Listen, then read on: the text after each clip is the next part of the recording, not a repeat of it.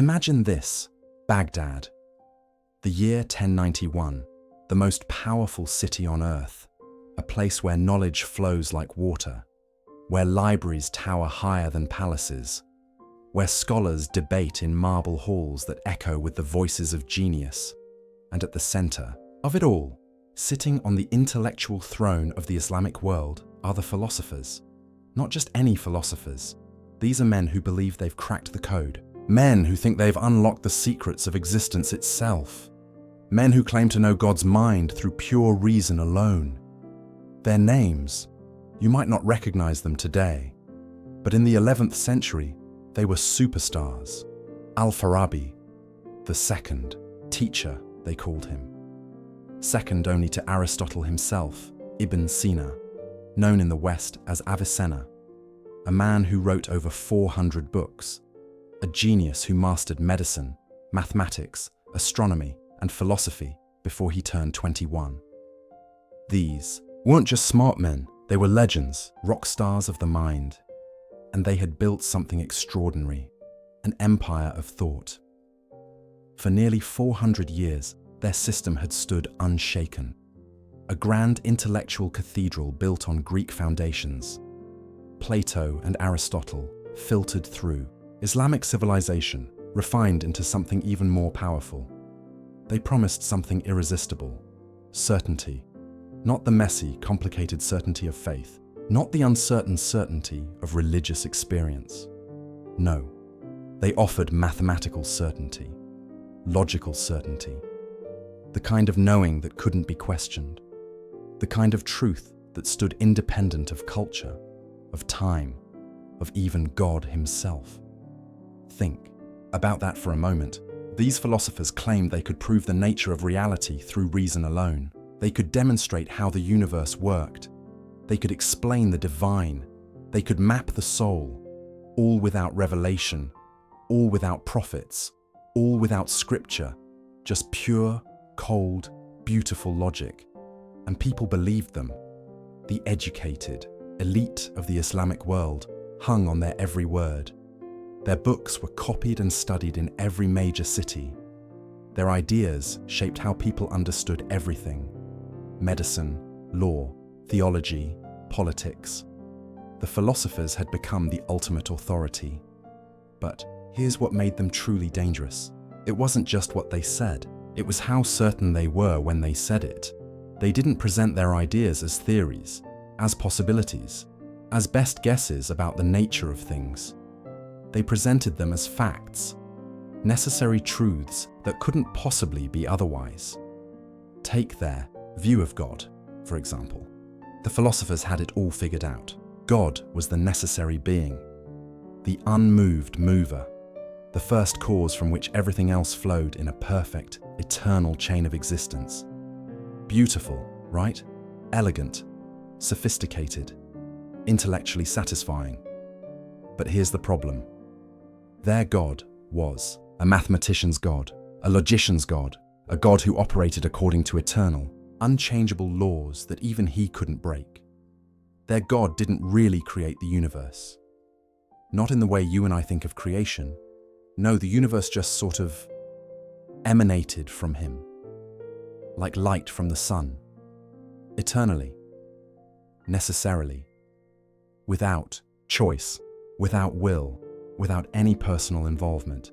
Their God didn't know you, not individually, not personally.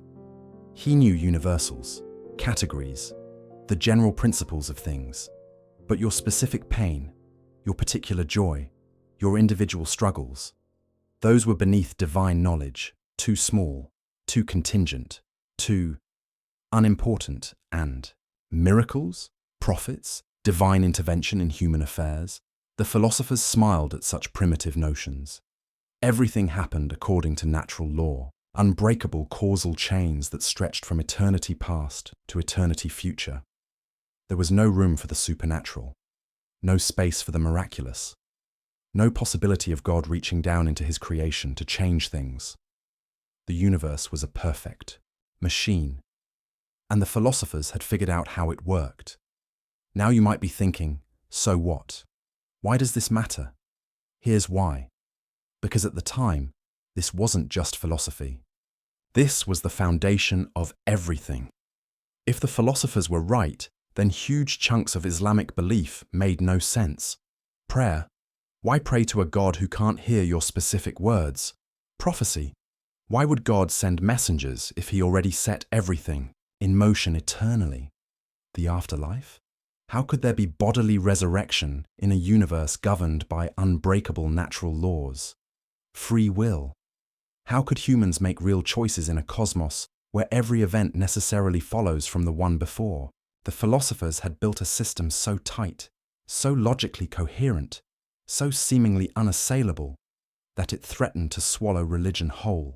And they knew it. They didn't see this as a problem. They saw it as progress. Religion, they whispered, in their private circles was for the masses, the uneducated, the simple-minded who needed stories and rituals to keep them in line.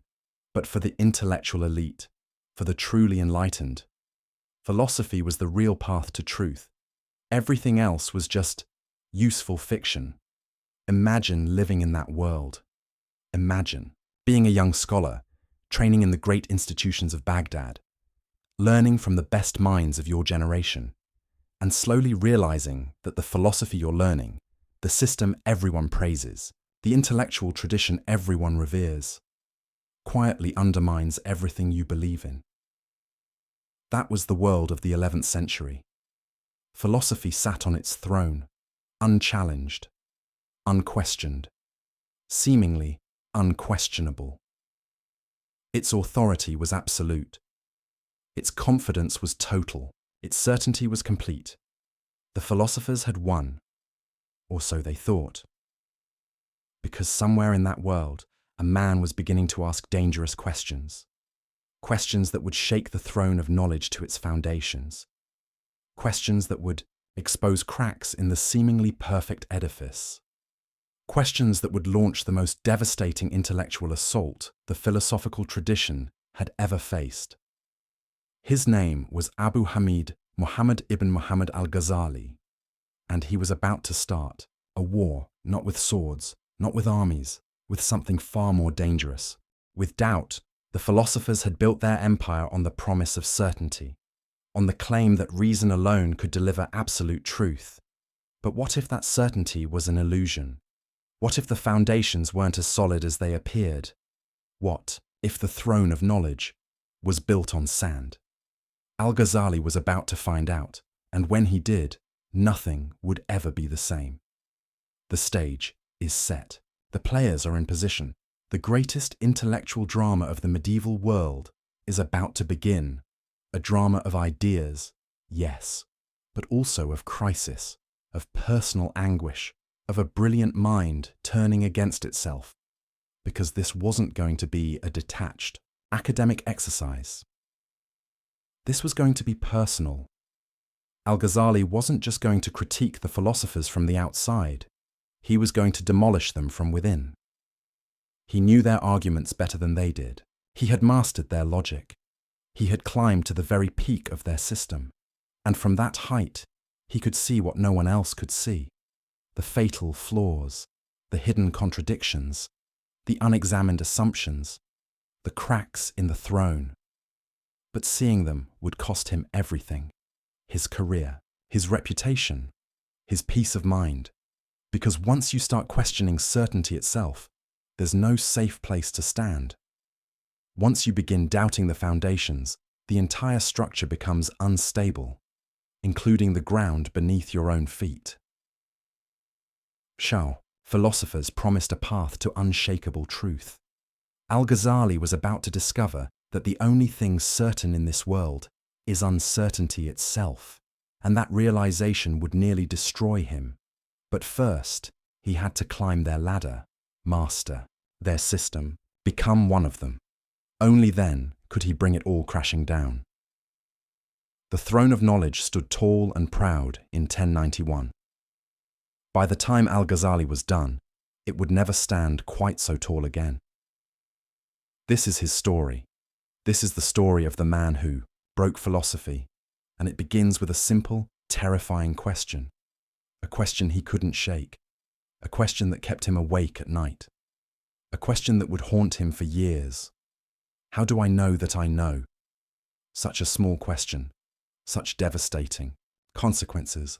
There's a moment that comes to every brilliant mind, a moment when everything changes, when the fortress of certainty you've built around yourself suddenly feels less like protection and more like a prison. For Al-Ghazali, that moment came at the height of his power. The year was 1095. He was 37 years old, and he was untouchable.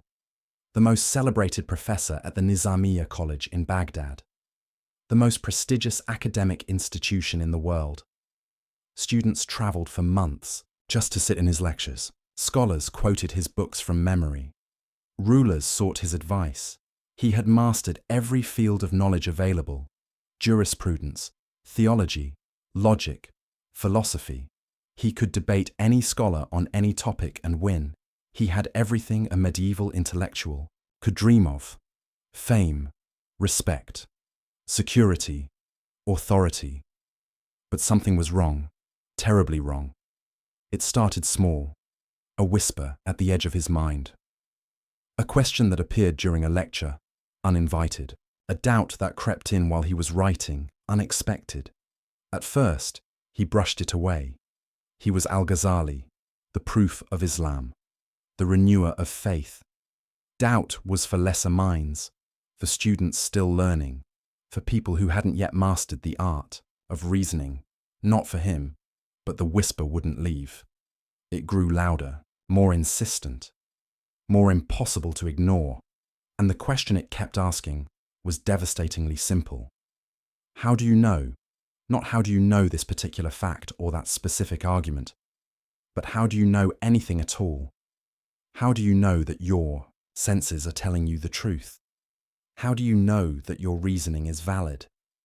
How do you know that what you call knowledge isn't just elaborate self-deception? These weren't new questions, of course.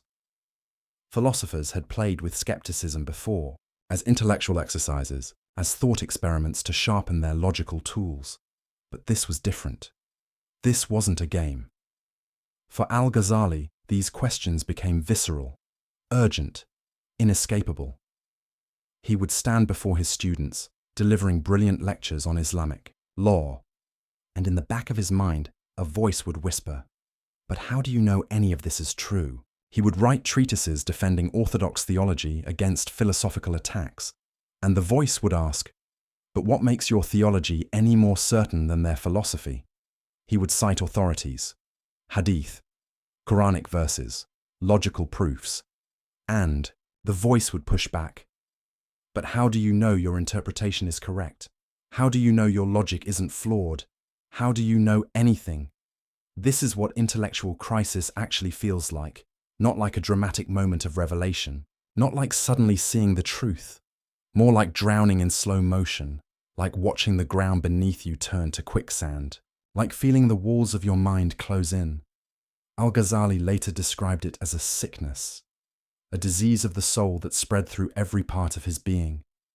He couldn't eat. He couldn't sleep. He couldn't teach without feeling like a fraud. Because, here's what he realized. All his life, he had been in the business of certainty. As a jurist, he issued legal rulings. This is permissible. That is forbidden. These are definitive judgments backed by divine law. As a theologian, he defended religious truth. God is like this. Reality works like that. These are facts about existence itself. As a professor, he transmitted knowledge. Learn this, master that, build your understanding on these foundations. His entire career was built on the assumption that certain knowledge was possible, that you could know things for sure, that truth was accessible, that the human mind could grasp reality. But now that assumption was crumbling, and it all started with sense perception, Al-Ghazali began asking himself, why do I trust my senses? Sure, they usually seem reliable. I see a table, I touch it, it's solid, it's there. But I also dream, and in dreams, I'm absolutely convinced that what I'm experiencing is real. I see dream tables, I touch dream walls, I have dream conversations, and in the dream, It all feels completely certain. It's only when I wake up that I realize none of that was real. So here's the terrifying question. How do I know I'm not dreaming right now? How do I know that everything I call waking life isn't just another dream, a longer dream, a more consistent dream, but still a dream?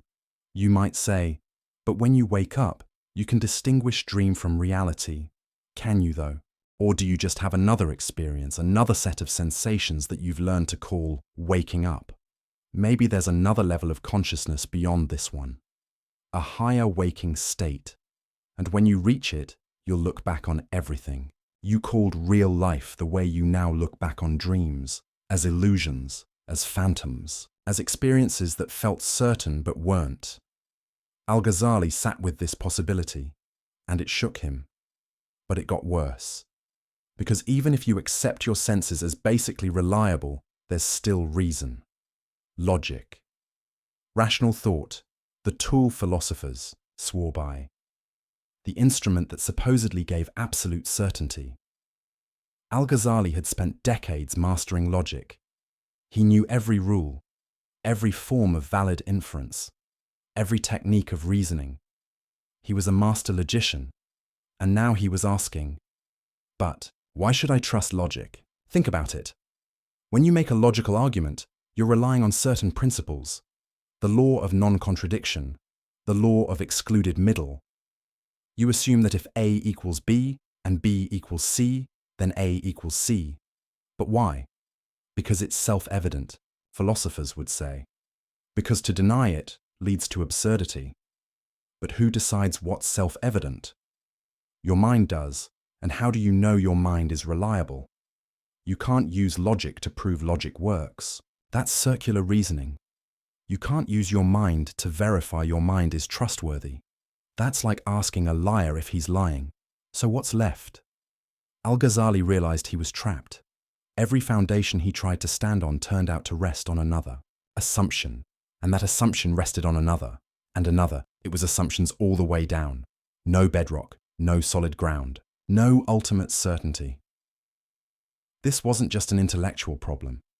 This was an existential crisis.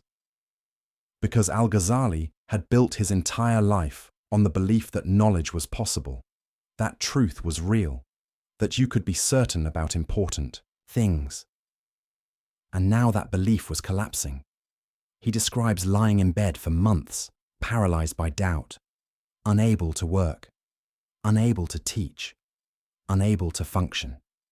His colleagues were confused. His students were worried. His reputation was at stake. But he couldn't explain what was happening to him. How do you tell people, I'm not sure anything I've ever taught you is actually true? How do you say, I've lost faith in the very possibility of knowledge? You can't. So he suffered in silence. But here's where it gets really interesting. In the midst of this crisis, Al-Ghazali made a crucial observation. The same doubt that was destroying him was also destroying the philosophers' claims. Because the philosophers claimed certainty. Absolute, unshakable certainty about the nature of reality. They said, through pure reason, we know that the universe is eternal. But how do they know? They said, through logical deduction, we know that God knows only universals. But how do they know? They said, through philosophical demonstration, we know that miracles are impossible. But how do they know? They were using the same tools Al-Ghazali now doubted. Sense perception, logical reasoning, rational inference. They were building their grand system on the same shaky foundations. But unlike Al-Ghazali, they hadn't questioned those foundations. They assumed reason was reliable. They assumed logic gave certainty. They assumed the human mind could grasp ultimate truths, without proof, without justification, without examining their own assumptions. And that was their fatal mistake. Because if you claim certainty, you better be able to prove you have it, and the philosophers couldn't. They just assumed they could know. They took it for granted. They built an empire of thought on an unexamined foundation. Al-Ghazali saw this now, saw it with a clarity born of personal suffering. He had been where they were, confident, certain, secure in his knowledge. And he had discovered that certainty was an illusion, a comforting lie we tell ourselves to avoid confronting the abyss of uncertainty beneath everything we think we know. This realization changed everything. Al-Ghazali wasn't going to critique the philosophers from a position of rival certainty. He wasn't going to say, "Your system is wrong and mine is right." He was going to do something far more devastating. He was going to show that their certainty was unjustified, that their claims to knowledge were baseless, that their entire edifice of thought rested on assumptions they couldn't defend. He was going to use doubt as a weapon, not to destroy knowledge entirely, not to embrace complete skepticism, but to demolish the philosophers' arrogance, their certainty, their claim to have figured it all out, because he had learned something in his crisis, something the philosophers in their confidence had missed. Uncertainty isn't weakness, it's honesty.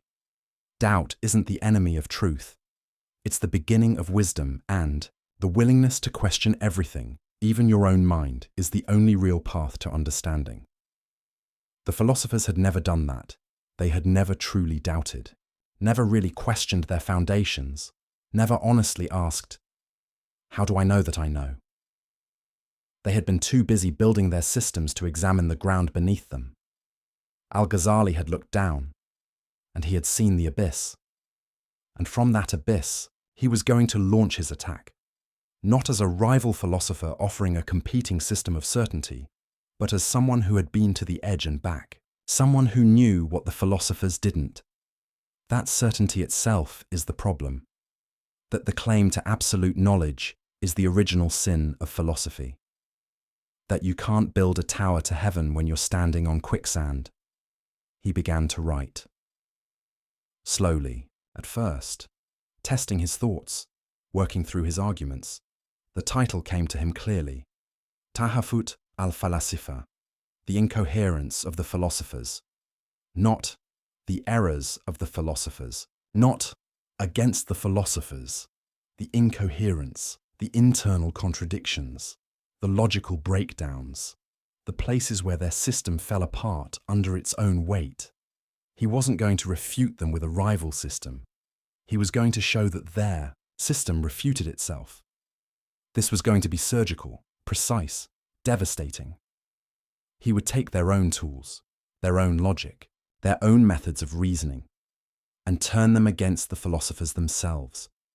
He would show that on their own terms, using their own standards, their conclusions didn't follow, that their certainty was unjustified, that their claims were incoherent, that the throne of knowledge they sat on was a house of cards. And when he was done, philosophy would never be the same. But this wasn't going to be easy, because to dismantle the philosophers, he first had to master them completely. He had to understand their system better than they did, see its weaknesses from the inside. He had to become one of them before he could destroy them. And that journey would take him to the darkest corners of thought, to questions that had no comfortable answers, to ideas that threatened everything he believed. He was about to catalogue 20 problems with philosophical thought, 20 cracks in the edifice, 20 reasons why certainty was impossible, 20 ways the philosophers had deceived themselves and everyone else. But we're going to focus on the big three. The three problems so devastating, so fundamental, so destructive to the philosophical worldview that Al-Ghazali declared them heresy, not just errors, not just mistakes, full-blown disbelief. Because these three ideas didn't just challenge philosophy, they challenged the very possibility of meaning, of purpose, of human dignity. They made the universe cold, mechanical, empty. And Al-Ghazali was going to show why they were wrong. The first problem, the eternity of the world. The second, God's knowledge of particulars. The third, the denial of bodily resurrection. Each one a battlefield, each one a crisis, each one a question that cuts to the heart of what it means to be human. And Al-Ghazali was ready for war. The whisper of doubt had become a battle cry. The personal crisis had become a philosophical weapon. The man who had lost, his certainty was about to take certainty away from everyone else. And in doing so, He would change the course of intellectual history. The throne of knowledge was about to be shaken, and Al-Ghazali was the one holding the hammer. Imagine you're an architect. You've been hired to inspect a magnificent building, a cathedral that stood for 400 years. Everyone says it's perfect, unshakable, a masterpiece of engineering. Your job: find the flaws, not cosmetic issues, not minor cracks in the paint, structural problems, fatal weaknesses, the kind of flaws that mean the whole thing could come down. That's what Al-Ghazali was about to do to philosophy, but he wasn't going to be random about it. He wasn't going to just throw criticisms at the wall and see what stuck. He was methodical, strategic, surgical. He identified exactly 20 problems with the philosopher's system, 20 points where their logic broke down, where their certainty crumbled, where the edifice showed cracks. Why 20? Because that's how many it took to cover every major claim the philosophers made. About God, about the universe, about the soul, about causation, about knowledge itself. Each problem was a targeted strike at a specific pillar of their thought, and together, they brought the whole structure into question. Now, we could go through all 20, one by one, methodically. But that would take hours, and honestly, some of them are technical, philosophical inside baseball that only specialists care about. What we're going to do instead is focus on the approach, the method Al-Ghazali used, the strategy behind his attack, because understanding his method is more important than memorizing his arguments. It's what made his critique so devastating, so enduring, so impossible to dismiss. Here's what he didn't do. He didn't write a book saying, "The philosophers are wrong because the Quran says so." That would have been easy, safe, expected, but it also would have been useless, because the philosophers didn't care what the Quran said. Not really. Oh, they paid lip service to it. They claimed their philosophy was compatible with revelation. But when push came to shove, when philosophy and scripture conflicted, philosophy won. Every time, they would reinterpret scripture to fit their conclusions, allegorize away any contradictions, explain away any tensions. The revealed text became clay in their hands, something to be molded to fit their preconceived rational system. So Al-Ghazali knew quoting scripture at them wouldn't work. He needed to beat them at their own game. He needed to use their tools, their methods, their standards of proof. He needed to show that even by their own criteria, their system failed. This is what makes his approach brilliant. He essentially said, "Okay, philosophers, you claim logical certainty. You say your conclusions necessarily follow from rational premises. Let's test that. Let's take your arguments apart, step by step, premise by premise, inference by inference, and let's see if they actually hold up." Spoiler alert, they didn't. Al-Ghazali discovered something the philosophers had hidden even from themselves. Their arguments weren't as airtight as they claimed. Their logic had gaps. Their premises had holes. Their conclusions didn't necessarily follow. They had built an empire of thought on assumptions they never questioned, on inferences they never justified, on leaps of logic they never examined. And Al-Ghazali was about to expose every single one. Let me give you a sense of how this worked. Take one of the philosophers' favorite claims. They could prove God's existence through pure reason. Sounds good, right? Here's their argument, simplified. Everything that exists is either necessary or contingent. Either it must exist, or it could possibly not exist. The universe is full of contingent things, things that might not have existed. You, me, this planet, this galaxy. Contingent things need a cause, something that brought them into existence. But you can't have an infinite chain of contingent causes. That's logically impossible. So there must be a necessary being at the start of the chain, something that exists by its own nature, something uncaused, and that necessary being is God. Boom. Logical proof of God's existence. The philosophers were proud of this argument. They thought it was bulletproof. Al-Ghazali looked at it and said, "Really? Let's examine this more closely. First problem, why can't you have an infinite chain of causes?"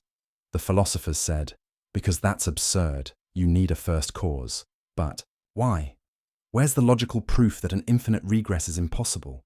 They assumed it. They declared it. They found it intuitively obvious. But they never proved it. That's assumption number one. Second problem. Even if you need a first cause, why must it be God? Why not just an impersonal necessary being, a principle, a force, a quantum field? The philosophers jumped from "there must be something necessary" to "that something is God with all the attributes we claim." But that's a huge leap, and they never justified it. That's assumption number two. Third problem. This whole argument assumes causation, works the way they think it does. But what if causation itself is questionable? What if cause and effect aren't as straightforward as they seem? We'll come back to this later, but for now, just note, the entire argument rests on an assumption about causation. That's assumption number three. See what Al-Ghazali was doing? He wasn't saying, "Your conclusion is wrong." He was saying, "Your proof doesn't work. You claim logical certainty, but you're actually making multiple unproven assumptions. You're not proving anything. You're just asserting things and calling it proof." This is devastating, because the philosopher's whole appeal was certainty, rational demonstration, logical necessity. If their proofs don't actually prove anything, if they're just sophisticated-sounding assertions, then their entire project collapses. They're not doing something fundamentally different from theologians or mystics or prophets. They're just dressing up their assumptions in logical clothing and pretending it's knowledge. Al-Ghazali did this 20 times. 20 major philosophical claims. 20 supposedly airtight arguments. And in each case, he showed the proof doesn't hold. The logic has gaps. The certainty is illusory. But here's where it gets really interesting. Al-Ghazali wasn't trying to prove the philosophers wrong about everything. That's not the point. The point was to show their certainty was unjustified. Maybe the universe is eternal. Maybe it's not. But you can't prove it through pure reason. Maybe God knows only universals. Maybe he knows particulars. But you can't demonstrate it logically. Maybe bodily resurrection is impossible. Maybe it's not. But you can't rule it out with philosophy. Al-Ghazali was attacking their epistemological arrogance, their claim to have certain knowledge about things that by their nature transcend human reason. He was saying, you don't know as much as you think you know. And more importantly, you can't know it the way you claim to know it. The tools you're using, sense perception, logical inference, rational demonstration, they're not capable of giving you certainty about ultimate questions. You've overestimated what reason can do. This is a profound insight, because Al-Ghazali wasn't anti-reason. He wasn't saying logic is useless. He was saying, reason has limits. Logic has boundaries. There are questions the human mind simply can't answer with certainty, and the philosopher's mistake was thinking they could transcend those limits. They thought they could stand outside the universe and see it objectively, like God would see it. They thought they could grasp eternal truths with temporal minds, infinite realities with finite understanding. They thought they could know the unknowable, and Al-Ghazali was calling them out, not from religious prejudice, not from anti-intellectual bias, but from a deeper understanding of what knowledge actually is and what it isn't. Now here's what made this approach so powerful. Al-Ghazali wasn't just being negative. He wasn't just tearing things down. He was making space for other ways of knowing, other sources of truth, other paths to understanding. If reason can't give you certainty about God, maybe revelation can. If logic can't prove the nature of ultimate reality, maybe direct experience can. If philosophy can't answer the deepest questions, maybe mysticism can. This is why his critique mattered so much. It wasn't just about winning a debate with the philosophers, it was about reopening questions. they had closed, reintroducing possibilities they had ruled out, showing that the universe is bigger, stranger, more mysterious than any philosophical system can capture. The philosophers had tried to fit reality into their logical categories. Al-Ghazali was showing that reality wouldn't fit, that there are aspects of existence that slip through the nets of rational analysis. That mystery isn't just what we haven't figured out yet, it's fundamental to what we are and where we are. But Al-Ghazali wasn't done, because among his 20 problems, 3 stood out. 3 issues so serious, so fundamental, so destructive to religious belief, that he couldn't just say, the proof is questionable. He had to go further. He had to say, if you believe these 3 things, you've crossed a line. You're not just philosophically mistaken, you're religiously deviant. You've abandoned beliefs so central to Islamic faith that you can't claim to be Muslim while holding them. This was serious. In Islamic intellectual history, calling someone's position heretical wasn't something you did lightly. It had legal consequences, social consequences. It could destroy careers and reputations. But Al-Ghazali felt he had no choice, because these 3 philosophical positions didn't just contradict scripture. They made religion meaningless. They made worship pointless. They made revelation unnecessary. If the philosophers were right about these 3 things, then Islam, as practiced by millions of believers, was built on a lie. Prayer became talking to yourself. Prophecy became delusion. The afterlife became fantasy.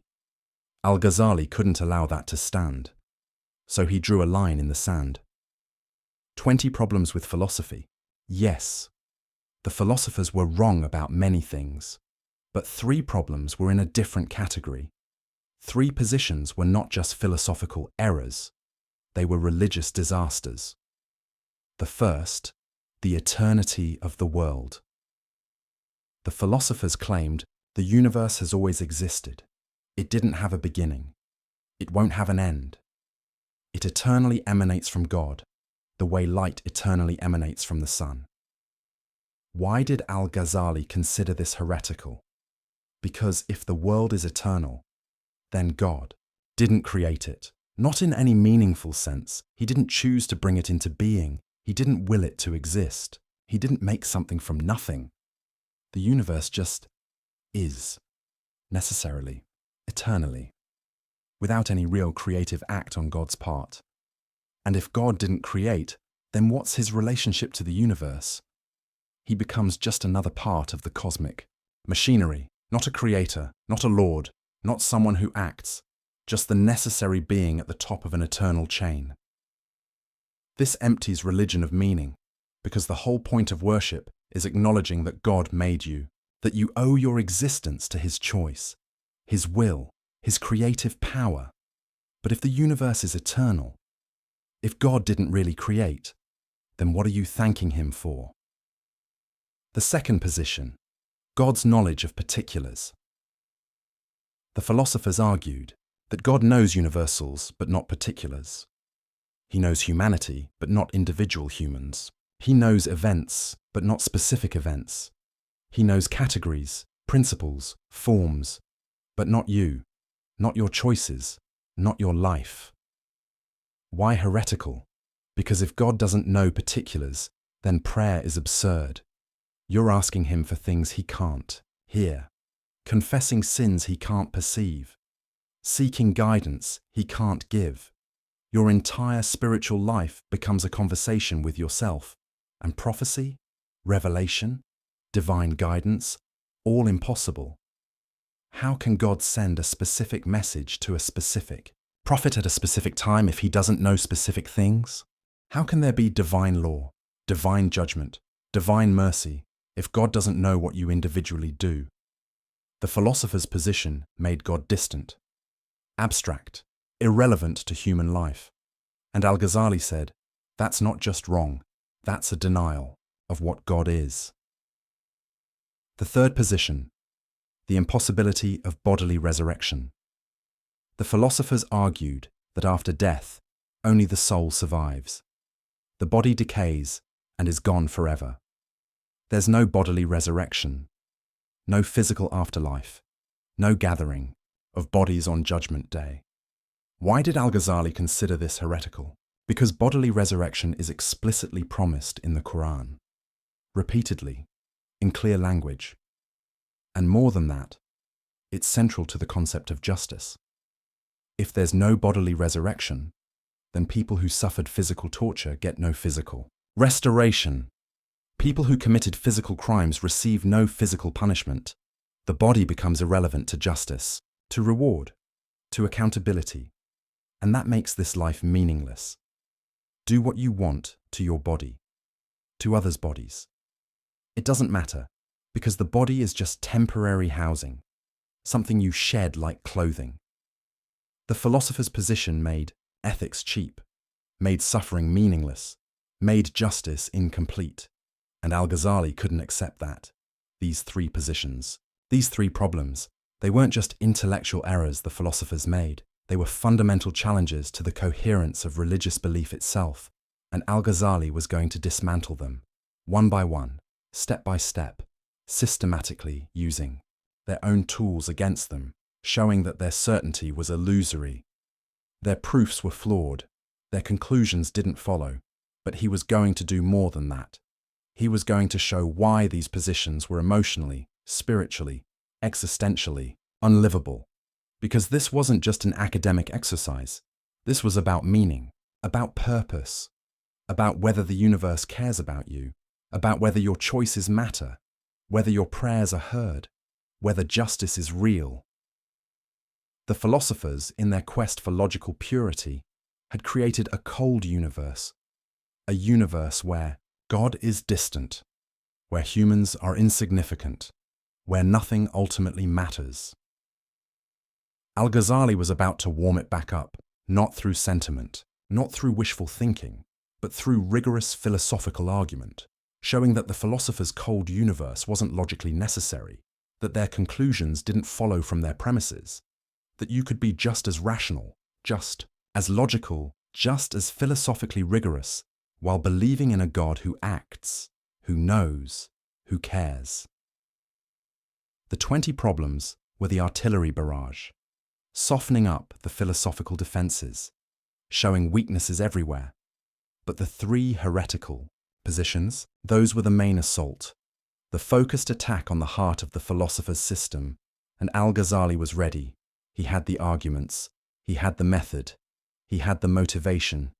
He knew what was at stake, not just winning a debate, not just defending orthodoxy, but preserving the possibility of meaning in a universe that philosophy was threatening to make meaningless. The throne of knowledge was trembling, the cracks were showing, and Al-Ghazali was about to strike at the foundations. 3 devastating blows, 3 knockout punches, 3 final arguments, starting with the most fundamental question of all. Did the universe have a beginning, or has it always existed? The philosophers said, always existed, obviously. Necessarily, Al-Ghazali said, prove it, and when they couldn't, he was going to show them why their position wasn't just unproven, it was incoherent. The battle was joined, and nothing would be the same after. Let me ask you a question. How long have you been alive? 20 years? 40? 60? However long it is, you can count it. It's a finite number.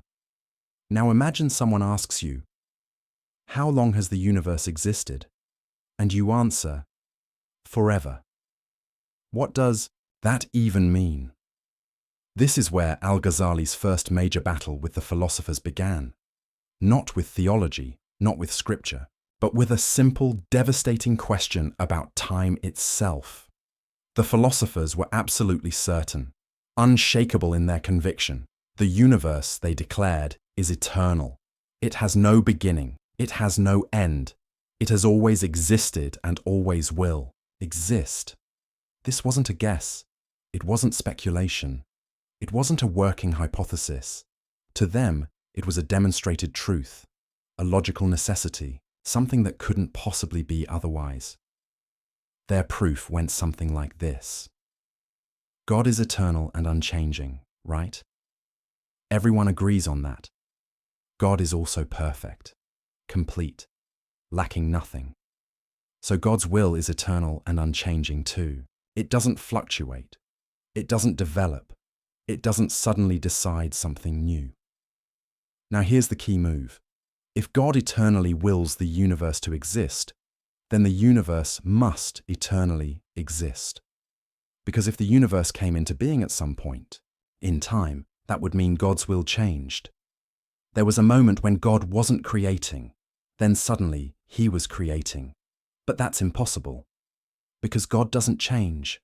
Therefore, the universe must be eternal. It must have always been emanating from God's eternal will, like rays from the sun.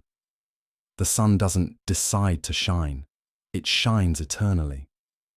And its light exists eternally as a result. Same with God and the universe. Elegant, right? Logical, seemingly airtight. The philosophers thought they'd solved one of the biggest questions in existence. Al-Ghazali read this argument and saw something they didn't: a catastrophe waiting to happen. Because if the universe is eternal, then God didn't create it. Not really. Oh sure, the philosophers would say God is the cause of the universe, but that's not the same as creation.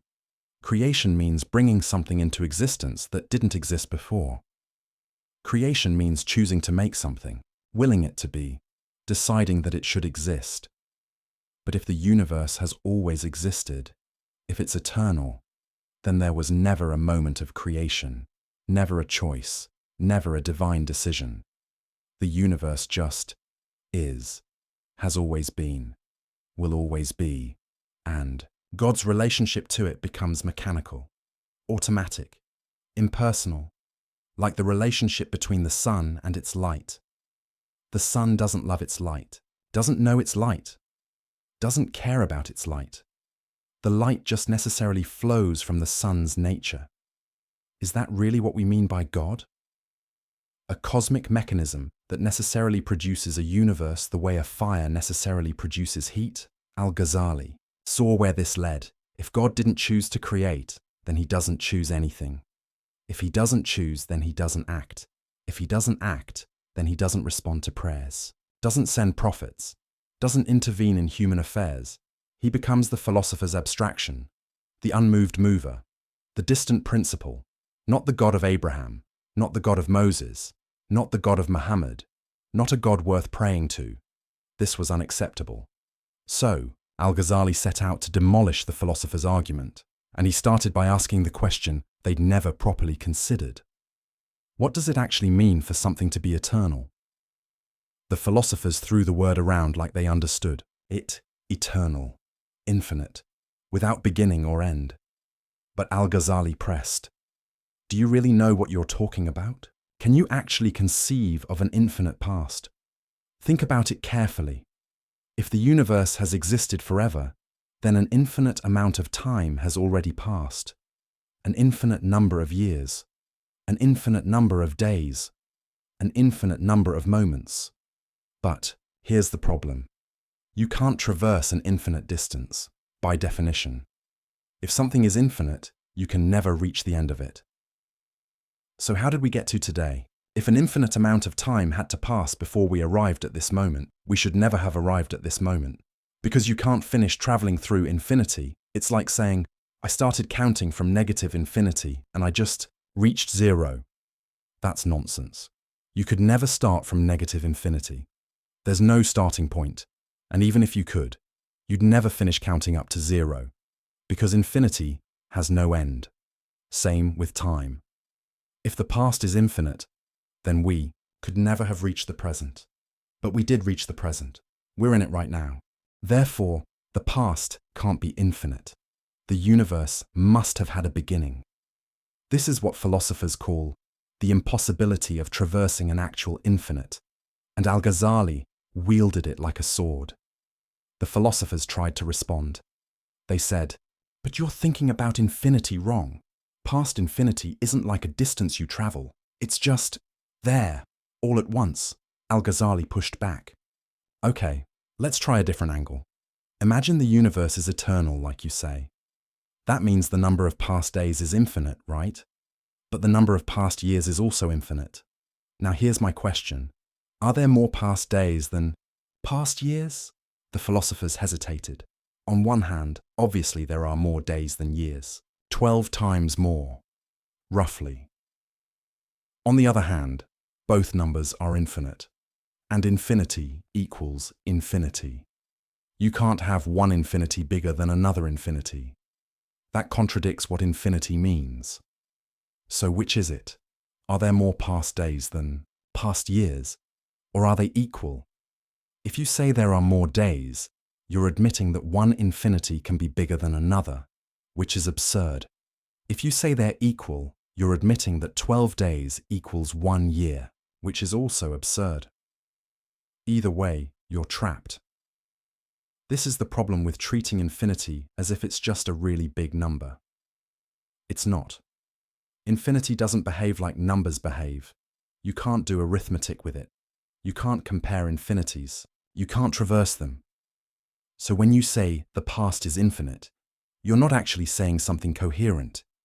You're using a word that sounds profound, but actually refers to nothing you can meaningfully conceive. The philosophers squirmed. They tried another defense. Okay, but here's the thing. God is outside of time. He's eternal in a different sense.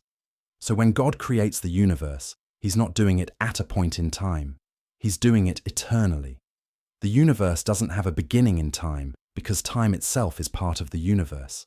Al-Ghazali smiled at this. So you're admitting the universe has a beginning? That it's not eternal after all? Because if time is part of the universe, and the universe came from God, then the universe began to exist. You're just saying it began, to exist with time rather than in time. But either way, it began. It's not eternal. You've conceded my point while trying to argue against it. The philosophers realized they were in trouble. Every defense they mounted created new problems. But Al-Ghazali wasn't done. He had another angle of attack, an even more devastating one. He said, let's grant for a moment that the universe could be eternal, just for argument's sake. Let's imagine an infinite past actually makes sense.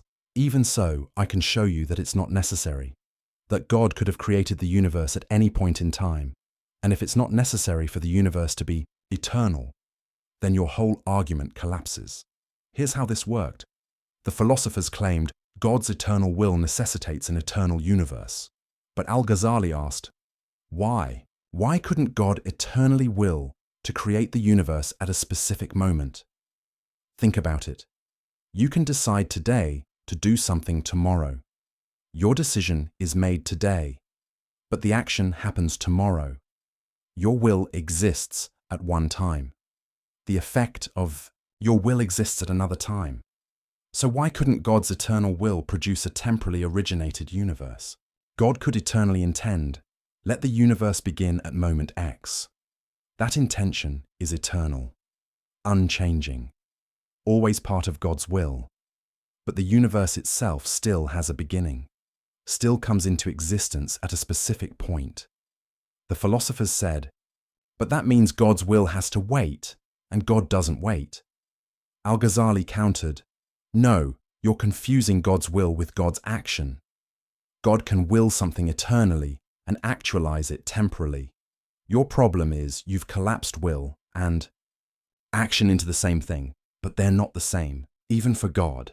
This was brilliant, because Al-Ghazali was using the philosophers' own distinction against them. They loved talking about God's essence versus God's attributes, God's knowledge versus God's action. Fine, apply that here. God's will can be eternal, but God's creative act can be temporal. No contradiction, no problem. No necessary eternal universe. The philosophers were backed into a corner, but they had one last card to play. They said, if the universe began, you have to explain why it began when it did and not earlier or later. If God could have created the universe at any point, why this point? What changed? Without a reason for the specific timing, creation becomes arbitrary, random, which is unworthy of God. This was their trump card, the principle of sufficient reason. Everything needs a reason, a cause, an explanation for why it is the way it is. If the universe began at moment X rather than moment Y, there must be a reason. But if God is eternal and unchanging, There can't be a reason for one moment over another. All moments are equal to God. So, either the universe is eternal, or creation is arbitrary. Pick your poison.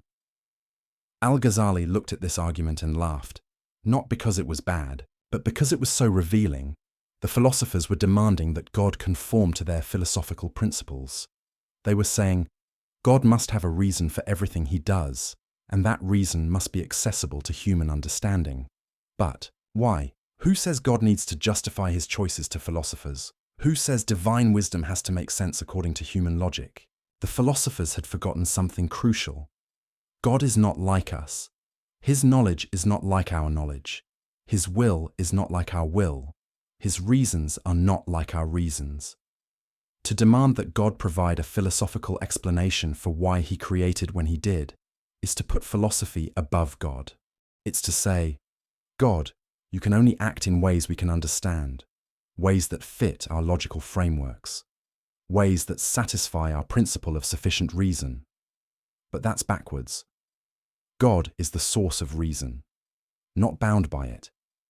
God is the ground of logic, not subject to it. If God chooses to create at a particular moment for reasons known only to him, that's his prerogative. You don't get to say, that's arbitrary, therefore impossible. You're not in a position to judge. This was the deeper issue Al-Ghazali exposed. The philosophers had made reason into a god. They had elevated logical principles to the status of eternal, necessary truths that even God must obey. But that's idolatry. Not of statues or images, but of the human intellect. They had said, if we can't understand it, it can't be true. If our logic can't accommodate it, it can't be real. If our philosophy can't explain it, it can't exist. That's the ultimate arrogance. And Al-Ghazali was calling it out. The universe doesn't owe you an explanation. God doesn't owe you an explanation. Your inability to understand something doesn't make it false.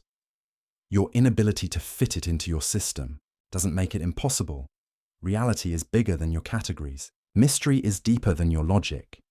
And God is more than your philosophy can contain. This was the heart of Al-Ghazali's critique, not just of the eternal universe claim, but of the entire philosophical project. The philosophers thought they could master reality through reason. They thought they could deduce the nature of existence from first principles. They thought they could figure out God's mind by clever arguments. Al-Ghazali showed them they couldn't. Not because reason is useless. Not because logic doesn't matter, but because reason has limits. Logic has boundaries. Philosophy has a proper scope, and questions about God's creative will lie beyond that scope. You can't prove the universe is eternal. You can't prove it had a beginning, not through pure philosophy, not with certainty. The most you can say is, both are possible. Both are conceivable. Neither leads to logical contradiction. So if you're going to choose between them, you need something other than philosophy to decide. Revelation, maybe. Faith. Direct experience of the divine. But not philosophical demonstration. Because philosophical demonstration can't get you there. The philosophers' certainty about an eternal universe was fake, built on assumptions they never questioned, on principles they never justified, on logic they never tested. Al-Ghazali tested it, and it broke. The first pillar of their system was crumbling. The universe didn't have to be eternal. God could have created it in time, and if God created it in time, then God chose. God acted. God willed something specific, which means God is not. The impersonal principle the philosophers described. God is personal, active, engaged with his creation. The kind of God who might send prophets, who might hear prayers, who might care about individual human beings. The door the philosophers had closed was opening again, and Al-Ghazali was just getting started. Because if the philosophers were wrong about the eternity of the universe, maybe They were wrong about God's knowledge too. Maybe God doesn't just know universals. Maybe he knows you, specifically, individually, completely. That's where we're going next. To the most personal question of all. Does God see you? The philosophers said no. Al-Ghazali was about to prove them wrong. And when he did, the entire cold, mechanical universe they'd built would start to feel warm again. Close your eyes for a moment. Think about the most painful experience of your life. Maybe it was losing someone you loved. Maybe it was a betrayal. Maybe it was a moment of crushing failure. Whatever it was, you felt it. You lived through it. It was real. Now imagine someone telling you, God doesn't know about that. Not because he doesn't care, not because he's ignoring you, but because he literally cannot know individual, specific events. He knows about suffering in general, but not your suffering. He knows about loss as a concept, but not your loss. He knows the universal category of human pain, but not the particular agony you felt on that specific day. How would that make you feel? This is what the philosophers were claiming.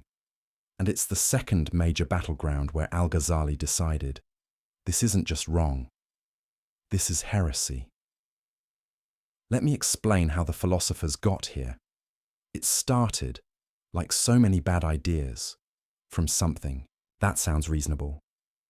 They said, God is perfect, right?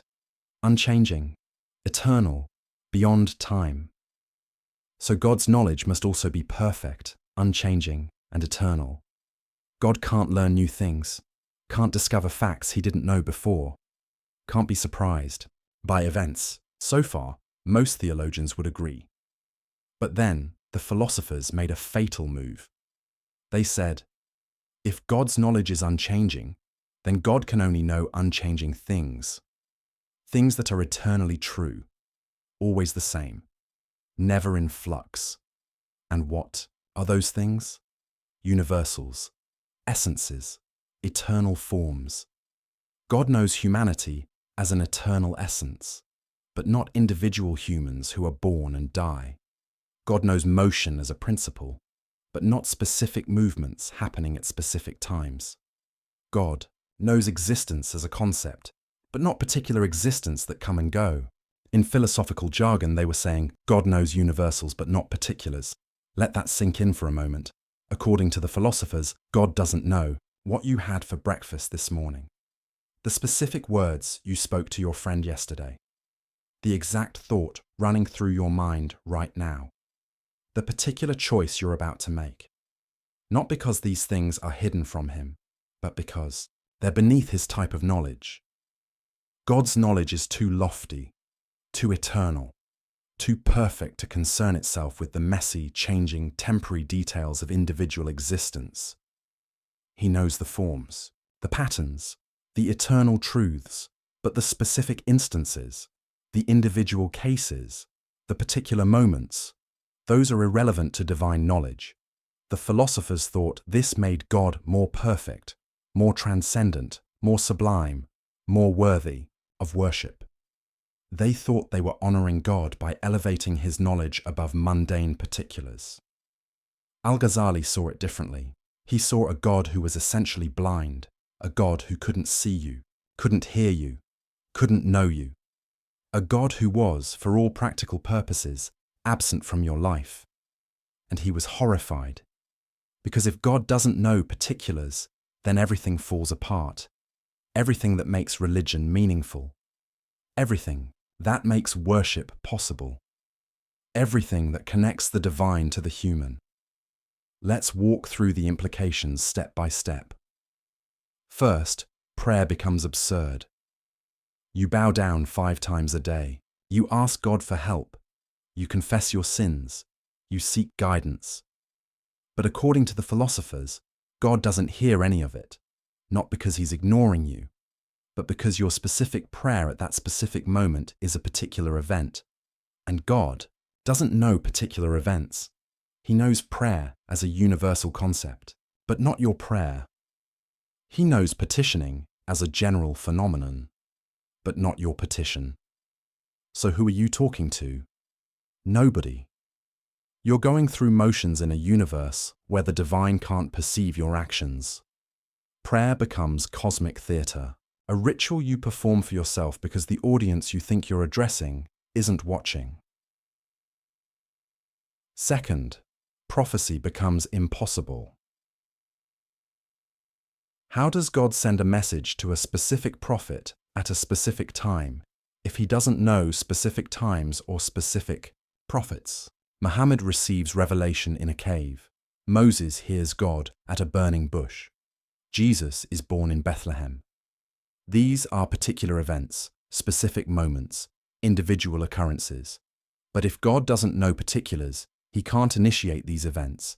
He can't choose a particular person, can't speak at a particular moment, can't intervene in particular circumstances. The philosophers tried to get around this. They said, well, divine knowledge sort of overflows into the world, and prophets are people whose souls are aligned to receive this overflow. But that's not prophecy. That's cosmic coincidence. That's not God choosing to speak. That's just some humans being naturally tuned to pick up signals that are always broadcasting.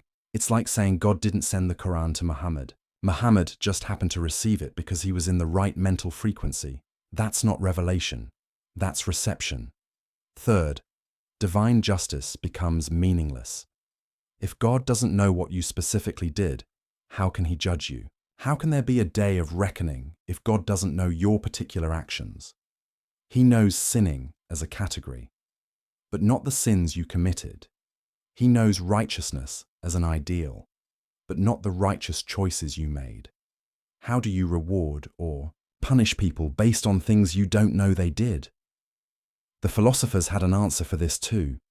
They said, your soul carries the effects of your actions. God sees the state of your soul, but that's backwards. That means God doesn't judge your actions. He just observes their accumulated effect on your soul. It's like saying a teacher doesn't grade your test. She just looks at how smart you became after taking it. That's not justice. That's just observing outcomes. Fourth, the entire concept of divine care evaporates. When the Quran says God is closer to you than your jugular vein, what does that mean if God doesn't know you exist? When it says he knows what's in your hearts, is that a lie? When it says he responds to those who call on him, is that false advertising? The philosophers were forced to reinterpret all these passages. They said, these verses speak metaphorically for the common people, but the real truth is more abstract. In other words, Scripture lies to the masses because they can't handle the truth that God doesn't actually know you, doesn't actually care about you, doesn't actually engage with your life. He's just the eternal principle at the top of the cosmic hierarchy, majestic, perfect, sublime, and utterly, completely indifferent to your existence. This is what Al-Ghazali couldn't stomach. Not because it hurt his feelings, not because it was emotionally unsatisfying, but because it made religion incoherent. If the philosophers were right, then the entire Islamic tradition was built on a mistake. Billions of prayers offered to a God who couldn't hear them. Prophets claiming messages from a God who couldn't send them. Believers expecting judgment from a God who didn't know what they'd done. It was all theatre, all illusion, all a massive collective delusion. Al-Ghazali said, no, this ends here, and he began his counterattack. First, he went after their logic. The philosophers claimed God's knowledge must be unchanging, therefore he can only know unchanging things. But Al-Ghazali asked, why does unchanging knowledge require unchanging objects? Can't you have unchanging knowledge of changing things? Think about it.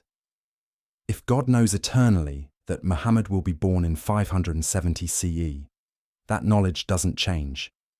It's always true, always part of God's eternal knowledge. The event itself is temporal, happens at a specific time. But the knowledge of it can be eternal. God doesn't learn that Muhammad was born when it happens. He always knew it would happen. His knowledge is unchanging, even though the event is temporal. So the philosopher's argument doesn't work. You can have eternal, unchanging divine knowledge of particular changing events. No contradiction, no problem. Second, Al-Ghazali attacked their conception of perfection. The philosophers said knowing particulars would make God imperfect. But Al-Ghazali flipped it. Is it more perfect to know everything or to know only some things? Obviously, knowing everything is more perfect. So a God who knows both universals and particulars is more perfect than a God who knows only universals. The philosophers were actually diminishing God's perfection by limiting his knowledge. They thought they were elevating him, but they were actually reducing him, making him less than all-knowing, less than omniscient, less than perfect. Their perfect God was actually deficient. Third, Al-Ghazali went after the very distinction between universals and particulars. He said, this distinction is something humans make. It's how we organize our thoughts. But why assume God thinks like we think? Why assume God's knowledge is divided into categories the way ours is? Maybe to God, there is no difference between universal and particular. Maybe he knows everything in a way we can't comprehend, a way that transcends our categories. The philosophers had committed the sin they always accused others of. They had anthropomorphized God, not by giving him a body, but by giving him a human-like mind, by assuming his knowledge works like their knowledge, just bigger, just more perfect. But what if God's knowledge is radically different from human knowledge? What if it's not just quantitatively greater, but qualitatively other?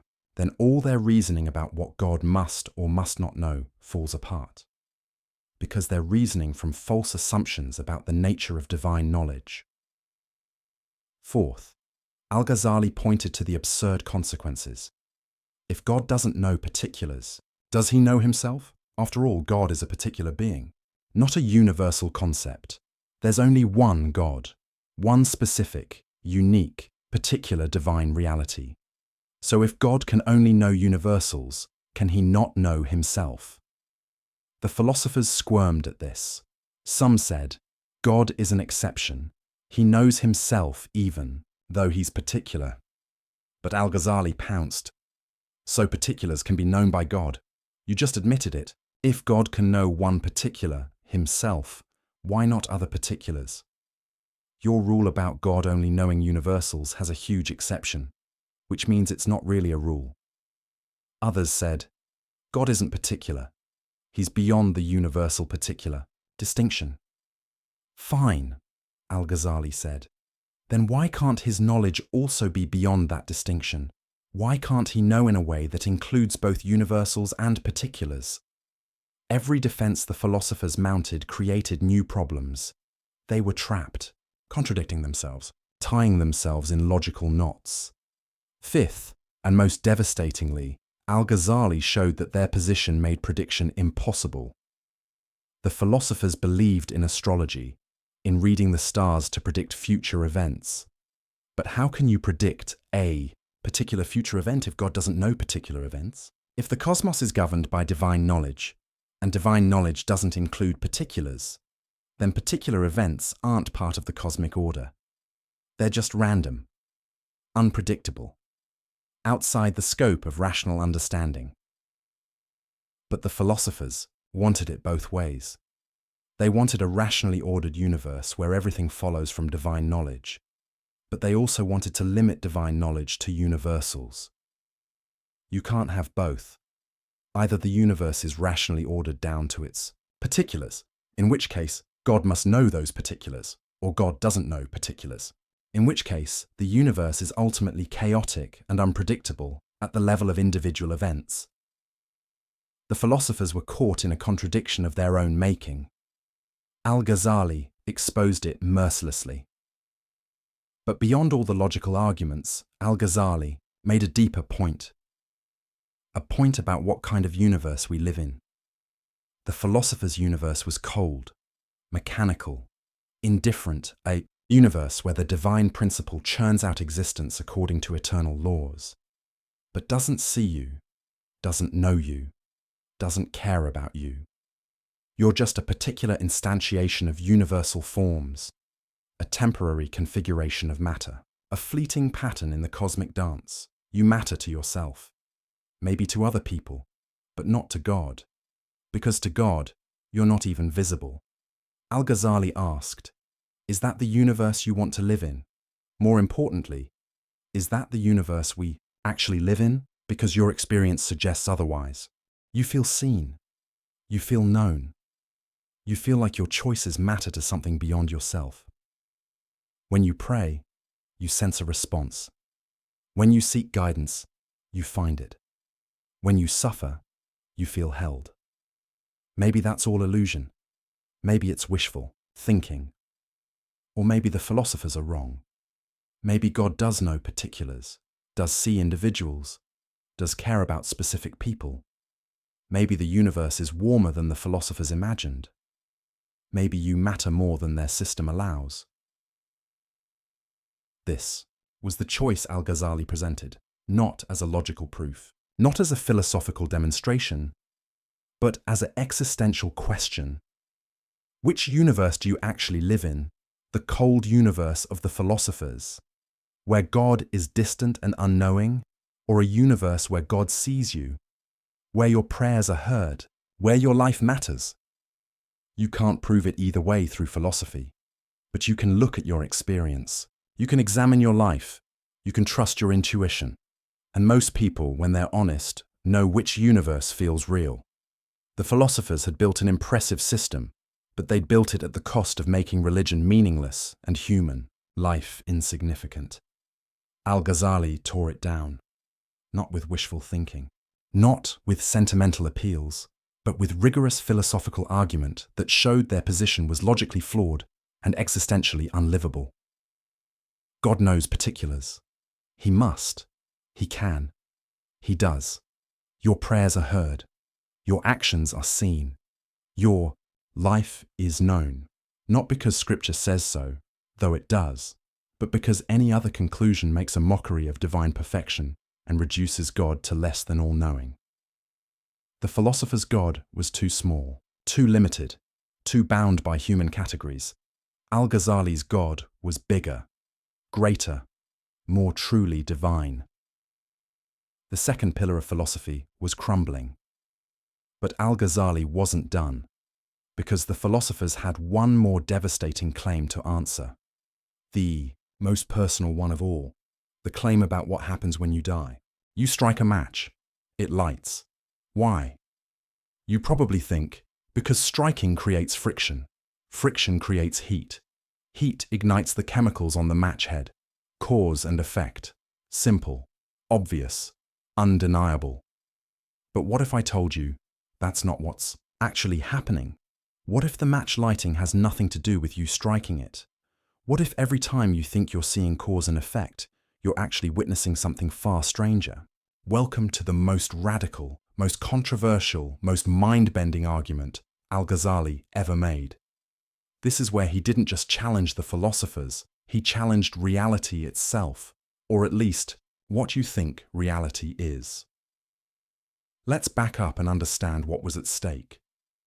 The philosophers had built their entire system on causation. Everything in the universe, they claimed, operates according to necessary causal laws. Fire necessarily burns. Water necessarily flows downward. Heavy objects necessarily fall. These aren't just observations. They're ironclad natural laws. Laws that can't be broken, can't be suspended, can't be violated, not even by God. That last part is crucial. The philosophers believed in God.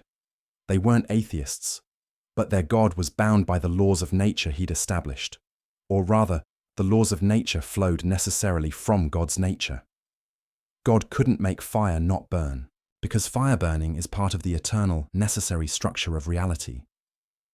God couldn't make water flow upward, because gravity isn't a choice, it's a metaphysical necessity.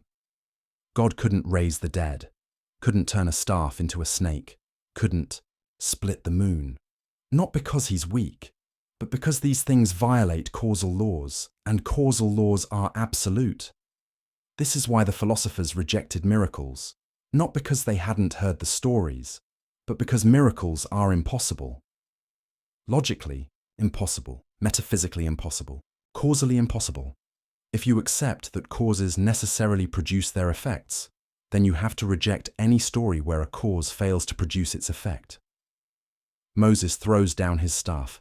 Does it become a snake? The philosophers said, no, impossible. Staves don't become snakes. Jesus speaks to a dead man. Does he rise? The philosophers said, no, impossible. Dead tissue doesn't reanimate. Muhammad points to the moon. Does it split? The philosophers said, no, impossible. Celestial bodies don't split from verbal commands. These stories might be useful myths, inspiring, legends, metaphors for spiritual truths, but they're not literal history, because they violate causation, and nothing violates causation, not even God. Do you see the problem? If miracles are impossible, then prophecy is questionable. If prophets can't perform miracles, how do you know they're really sent by God? Anyone can claim divine authority. The miracle is supposed to be the proof. But if miracles don't happen, there's no proof, just claims, just stories, just legends that may or may not be true. The entire foundation of revealed religion rests on the possibility of divine intervention in the natural order. And the philosophers were saying, that's impossible. Nature is a closed system, governed by unbreakable laws. Operating according to necessary causal chains, God set it in motion. But he doesn't interfere, can't interfere, doesn't need to interfere. Everything unfolds according to the eternal plan encoded in natural law. Al-Ghazali looked at this and saw the ultimate expression of philosophical arrogance. They weren't just making a claim about how nature usually works. They were making a claim about what God can and cannot do. They were putting limits on divine power, constraints on divine action, boundaries on divine will, and they were doing it in the name of reason, logic, philosophical necessity. Al-Ghazali decided this has to be destroyed, not just criticized, not just questioned, utterly demolished. And to do it, he was going to attack causation itself, not just the philosopher's theory of causation, but the very idea that causes necessarily produce effects. This is where Al-Ghazali became truly radical. Here's his argument, and fair warning, it's going to make your head spin. When you see fire touch cotton, and the cotton burns, you believe the fire caused the burning. But Al-Ghazali asked, did you actually see causation? Or did you just see sequence? You saw fire touch cotton, then you saw cotton burn. Two events, one after another. But did you see the fire making the cotton burn? Did you see the causal power transferring from fire to cotton? No, you just saw event A, then event B. You inferred causation. You assumed it, you concluded it, but you didn't observe it. All you ever observe is succession, one thing following another. The causation itself, that's something you add, something you read into the events. Okay, you might say, but it happens every time. Fire always burns cotton. That can't be coincidence, can't it? What if God creates the burning of cotton every time fire touches it? Not because the fire causes it, but because that's his habit, his custom, his regular pattern. God sees fire touch cotton, and in that moment, he creates burning in the cotton, not because he has to, not because the fire forces him to, but because he chooses to. Every single time, consistently, reliably, predictably. So predictably that you mistake his habit for a necessary law. This is the doctrine of occasionalism, the idea that God is the only real cause, the only actual agent, the only true power in the universe. Everything else? Occasions for God's action. Fire doesn't burn cotton. God burns cotton on the occasion of fire touching it. Your hand doesn't move your pen. God moves your pen on the occasion of your willing it. Bread doesn't nourish you. God nourishes you on the occasion of you eating bread. There are no natural, causes, no necessary connections, no causal powers in created things, just God, acting, constantly, creating each moment fresh. Now you might be thinking, this is insane. This contradicts everything we know about how the world works. Does it, though? Al-Ghazali pointed out. You've never actually seen a necessary connection between cause and effect. You've seen constant conjunction, regular sequence, habitual association. But necessity. Where do you observe that? When you say, fire must burn cotton, what does must mean? Does it mean you've never seen fire fail to burn cotton? That's just observation of past patterns. Does it mean you can't imagine fire not burning cotton? That's just limits of your imagination. Does it mean there's some metaphysical force compelling fire to burn? Where's your evidence for that? The philosophers claimed necessity, but they couldn't prove it. They just assumed that because something always happens, it must happen. But always and must are different things. Maybe fire has always burned cotton, but that doesn't mean it has to burn cotton. Maybe God has always chosen to create burning when fire touches cotton, but that doesn't mean he couldn't choose otherwise. The difference matters enormously, because if causation is just God's habit, then God can change his habits. He can make fire not burn, water not wet, gravity not pull, not as violations of natural law, because there are no natural laws, only divine habits, and habits can be broken. This is how miracles become possible. Moses throws his staff. Normally God would keep it as wood, but this time he transforms it into a snake, not a violation of causation, because there is no causation to violate, just God doing something different than his usual habit. Jesus touches a dead man. Normally, God keeps dead tissue dead, but this time he restores life, not breaking natural law, because there is no natural law, only God's customary action. Muhammad points to the moon. Normally, God maintains the moon's unity, but this time he splits it. Same thing. God exercising his freedom to act differently than usual.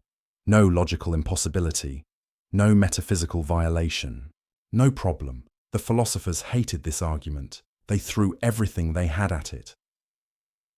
First objection. If causation isn't real, then knowledge is impossible. Science is meaningless. You can't predict anything. Al-Ghazali's response. Why not? God acts consistently. His habits are reliable. You can study those habits, learn the patterns, make predictions based on God's customary behavior. The difference is, you recognize those patterns as descriptions, not prescriptions. They tell you what God usually does, not what he must do. Science still works. You just understand its limits. Second objection.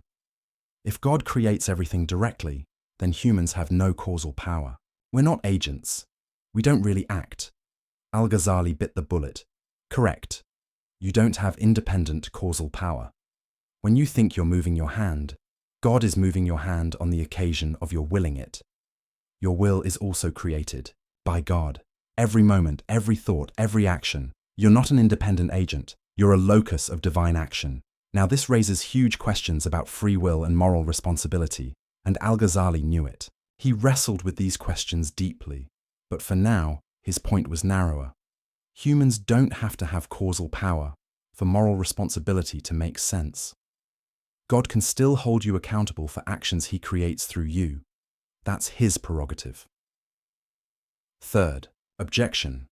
This makes God the author of evil. If God creates everything, he creates sins, crimes, suffering. Al-Ghazali's response, God creates the acts, but he doesn't will them in the same way. There's a difference between God's creative will and his legislative will. He creates everything, but he commands only good. The fact that he creates an evil act doesn't mean he approves of it. Is this satisfying? That's debatable. Theologians have argued about this for centuries, but Al-Ghazali's point was, his theory doesn't create this problem. The problem exists regardless. If God is all-powerful, he could prevent evil. If he doesn't prevent it, He's somehow involved with it, existing. That's true, whether or not you believe in occasionalism. Fourth objection. This is just playing word games, whether you say fire causes burning, or God causes burning on the occasion. Of fire, the practical result is the same. Al-Ghazali disagreed. The practical result is similar. The metaphysical implications are completely different. In your view, God is constrained by natural law. In my view, God is absolutely free. In your view, miracles are impossible. In my view, they're possible. In your view, nature is autonomous. In my view, nature is sustained moment by divine will. These aren't just semantic differences. They're radically different visions of reality. And he was right. Think about what occasionalism means experientially. Every breath you take, God creates it. Every heartbeat, God wills it. Every moment of existence, God sustains it.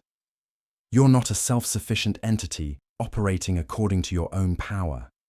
You're utterly, completely, absolutely dependent on God. Every instant. If God stopped willing you to exist for even a nanosecond, you would cease to be. Not die. Not collapse. Just cease. Reality is less stable than you think, more contingent, more miraculous. The fact that the world seems orderly, that patterns repeat, that nature appears lawful. That's not because nature has its own power. It's because God is faithful. He chooses to act consistently, to maintain patterns, to sustain the world in a regular way. But he's under no obligation to do so. Every moment the universe doesn't dissolve into chaos is an act of divine mercy. Every moment fire burns cotton is an act of divine choice.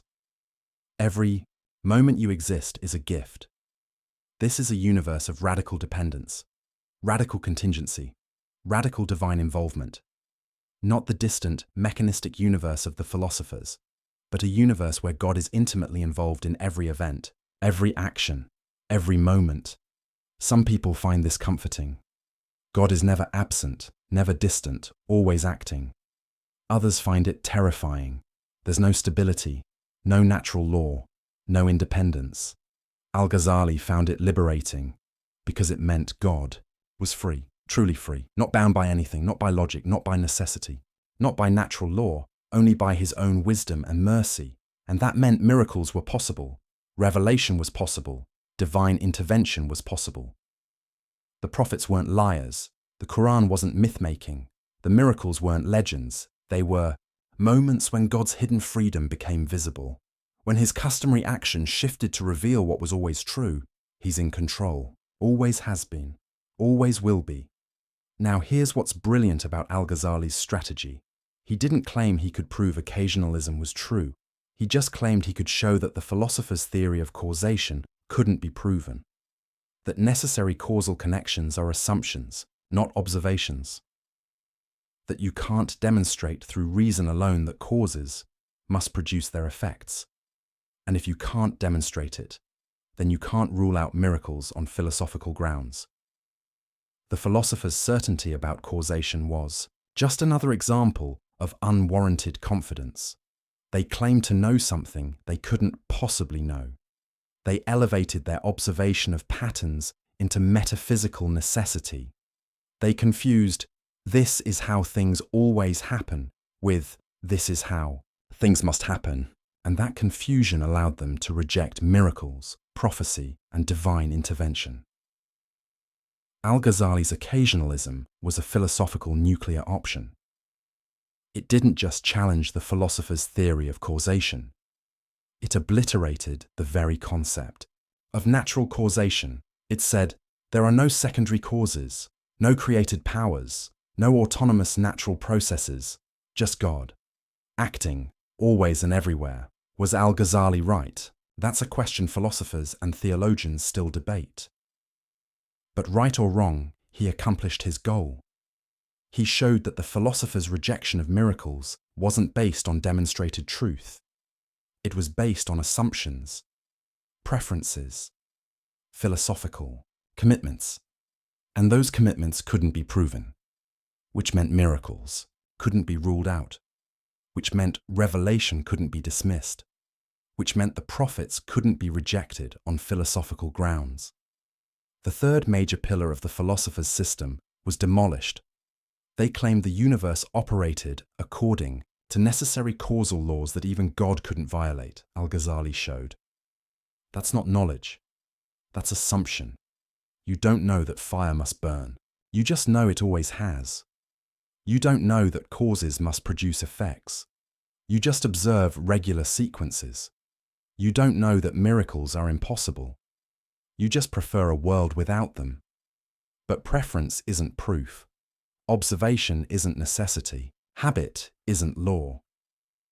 The philosophers had built their confident rejection of miracles on sand, and Al-Ghazali had washed it away. But he'd done something else too, something perhaps more important. He'd shown that the universe is stranger, more mysterious, more dependent on the divine than the philosophers imagined. That what looks like ironclad natural law might be divine custom. That what seems like independent causation might be continuous creation. That what appears to be a mechanistic universe might be a stage for constant divine action. Whether you accept his occasionalism or not, he'd opened a door to wonder, to mystery, to possibilities beyond what reason can prove or disprove. The philosophers had closed that door. They'd said, "We know how reality works." Necessarily, certainly, Al-Ghazali had pried it open again, and through that open door, the light of something beyond philosophy could shine through. Not irrationality, not anti-intellectualism, not blind faith, but an acknowledgement that reason has limits. That certainty is rare. That mystery is real. And in that acknowledgement, space for revelation, for prophecy, for divine action, for a God who isn't bound by philosophers' categories, for a universe that's bigger than logic can contain, for possibilities that reason can't rule out. The match still lights when you strike it, but now you know that's not inevitable, that's not necessary, that's not an iron law, that's God, choosing, acting, sustaining the pattern. And he could choose otherwise. He usually doesn't, but he could. And sometimes, for prophets, for signs, for miracles, he does.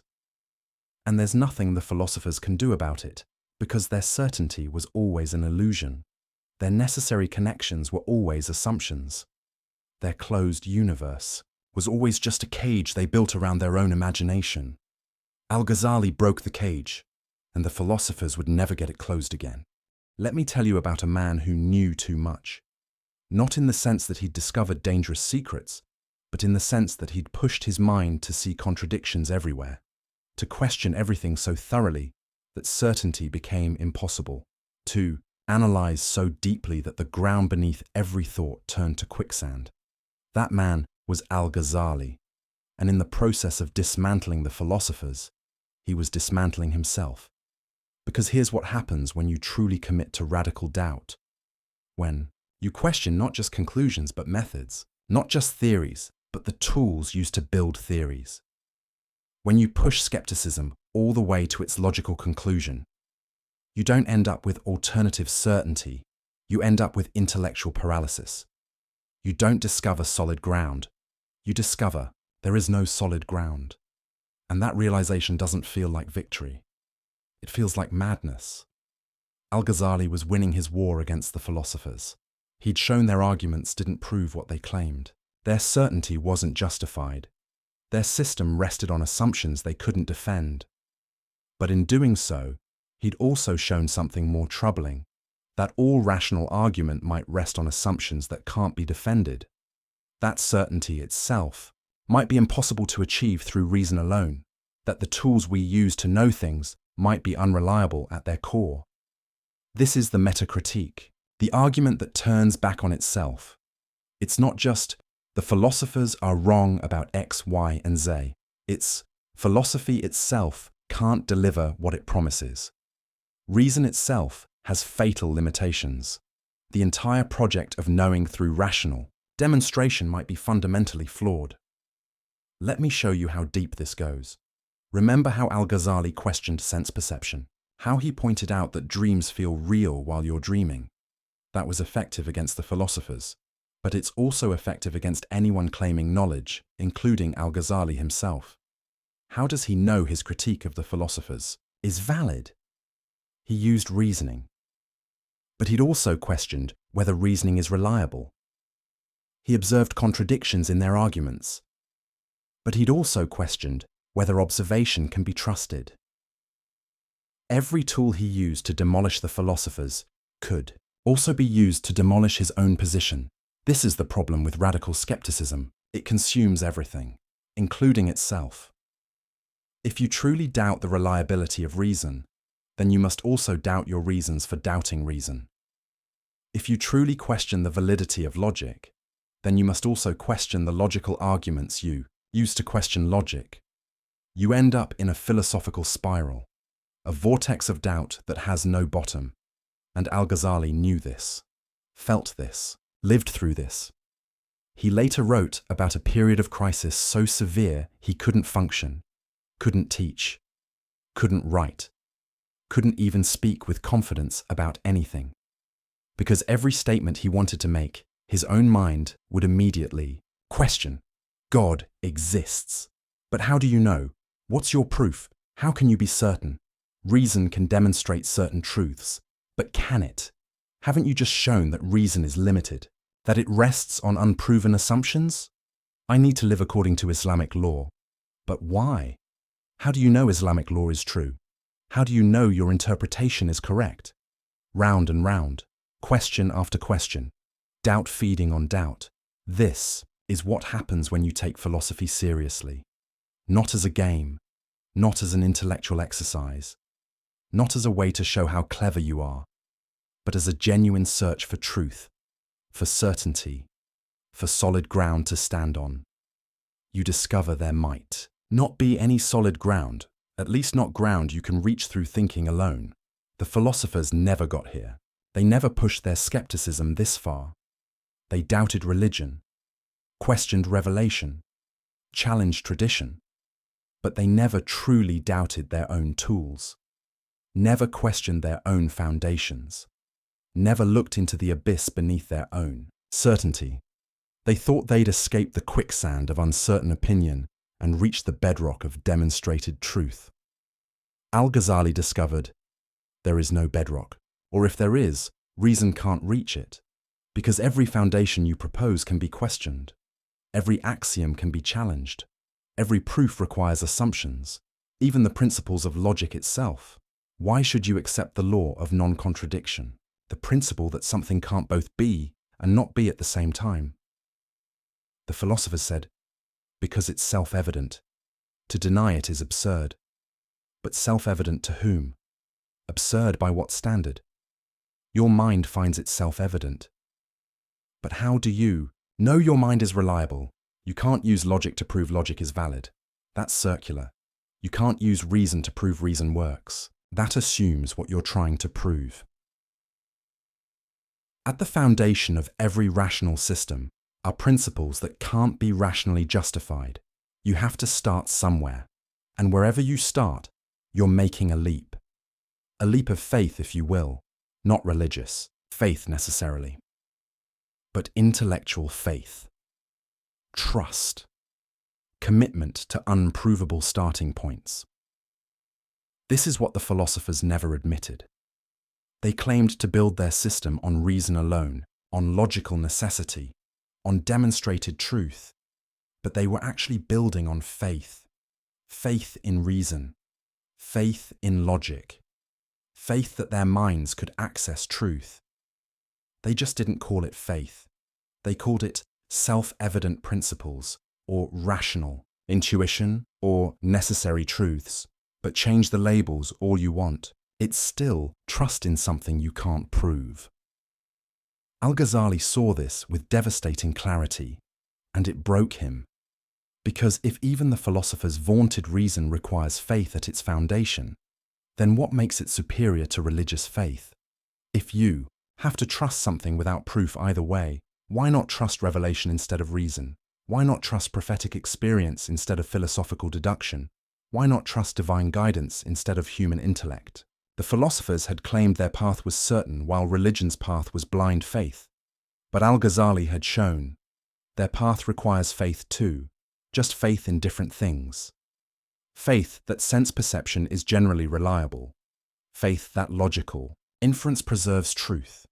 Faith that the human mind can grasp reality. All unprovable. All assumed. All taken on trust. This realization was both liberating and terrifying. Liberating because it meant the philosophers had no grounds to look down on religious belief. Their certainty was just as ungrounded as anyone else's. They just didn't realize it. Terrifying because it meant there might be no certain knowledge at all. No firm foundation. No absolute truth accessible to humans. No escape from doubt. Al-Ghazali was stuck in this place for months, unable to commit to anything, unable to claim knowledge about anything, unable to function as a scholar or teacher or human being, because his intellectual honesty wouldn't let him pretend. He couldn't go back to uncritical certainty, couldn't unsee what he'd seen, couldn't unknow what he'd learned. He knew too much about the limits of knowing, and that knowledge was paralyzing. This is the metaphysics of madness, the philosophy that leads to psychological breakdown. Not because the arguments are wrong, but because they're too right. Because if you follow them all the way, you end up unable to assert anything with confidence, unable to trust your own thoughts, unable to believe your own reasoning, unable to claim knowledge about reality. And a human being can't live like that. You have to make decisions, take actions, commit to beliefs, live your life. But how do you do that when you've lost all certainty? When every belief seems equally questionable? When every foundation crumbles under scrutiny? The philosophers had an answer. Just trust reason. It's self-validating, self-evident, reliable. But Al-Ghazali had demolished that answer. Reason isn't self-validating. It requires trust, and that trust can be questioned. So where does that leave you? Al-Ghazali later wrote about what saved him from this crisis. And his answer is surprising, unexpected, not what you'd think from a rigorous philosopher.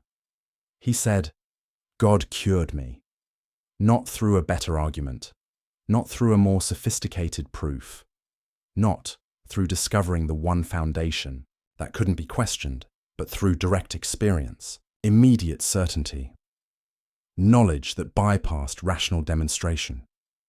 He called it a light that God cast into my heart, not something he reasoned his way to, something that happened to him, a certainty that didn't come from building arguments, a knowledge that didn't depend on premises and conclusions, an assurance that he couldn't produce through thinking, but could only receive. This is where Al-Ghazali's critique of philosophy ultimately led. Not to another philosophical system, not to better arguments, not to more rigorous proofs, but to the acknowledgement that some knowledge transcends reason, that there are truths you can't think your way to, realities you can't deduce, certainties you can't construct. You can only encounter them, receive them, experience them directly. The philosophers would have scoffed at this. Mystical nonsense, they'd say. Emotional experiences aren't knowledge. Only rational demonstration gives real certainty. But Al-Ghazali could now ask, prove it. Prove that rational demonstration is the only path to knowledge. Prove that direct experience can't give certainty. Prove that mystical encounter isn't a valid way of knowing. You can't, not without assuming. What you're trying to prove, you're just privileging one type of knowing over another, based on your preferences, your assumptions, your intellectual commitments. But those are faith commitments, not demonstrated truths. So maybe the mystics are onto something. Maybe the prophets had access to knowledge philosophers can't reach. Maybe revelation conveys truths that reason can't grasp. Maybe the universe is bigger, stranger, more mysterious than philosophy can accommodate. And maybe that's okay. Maybe the proper response to the limits of reason isn't despair. It's humility. The recognition that we're not as smart as we think we are. That our minds are powerful but not omnipotent. That we can know some things but not everything. That certainty is rare. Mystery is common. And trust is unavoidable. You're going to trust something. The question is what? Will you trust reason, even though reason can't validate itself? Will you trust sense perception, even though perception can deceive? Will you trust revelation, even though revelation can't be proven to those who haven't experienced it? Will you trust mystical experience, even though experience is subjective and personal? There's no neutral standpoint, no view from nowhere, no way to escape making commitments you can't fully justify. The philosophers pretended they'd escaped this human condition. They claimed to stand on firm, rational ground that required no faith. Al-Ghazali showed them, you're standing on faith just like everyone else. You just won't admit it. And once you admit it, everything changes. Philosophy becomes humbler, less arrogant, less dismissive of other ways of knowing. It becomes a tool for clarifying thought and exposing bad arguments, not a path to absolute certainty. It becomes useful for showing what can't be proven, not for building unchallengeable systems. It becomes a servant of wisdom, not wisdom itself. This is Al-Ghazali's ultimate lesson. Not that philosophy is worthless, but that philosophy is limited. Not that reason is useless, but that reason isn't everything. Not that logic doesn't matter, but that logic can't answer all questions. The philosophers had made philosophy into an idol, an object of worship, the highest human faculty. Al-Ghazali had smashed that idol, not by being anti-intellectual, not by rejecting reason, not by embracing irrationality, but by pushing reason to its limits, by showing with rigorous argument that reason can't justify itself, by demonstrating philosophically that philosophy can't deliver what it promises. He used philosophy to show philosophy's limits. He used reason to reveal reason's boundaries.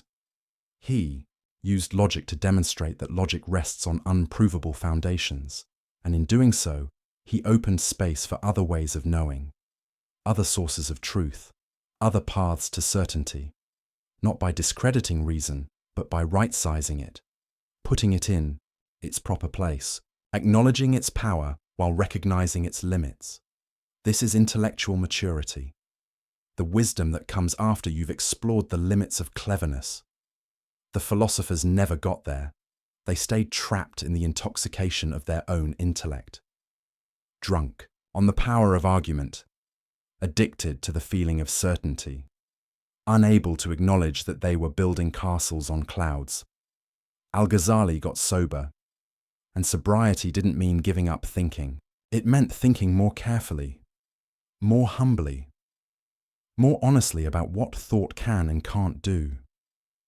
The metaphysics of madness was real. The abyss of doubt was real. The spiral of skepticism was real.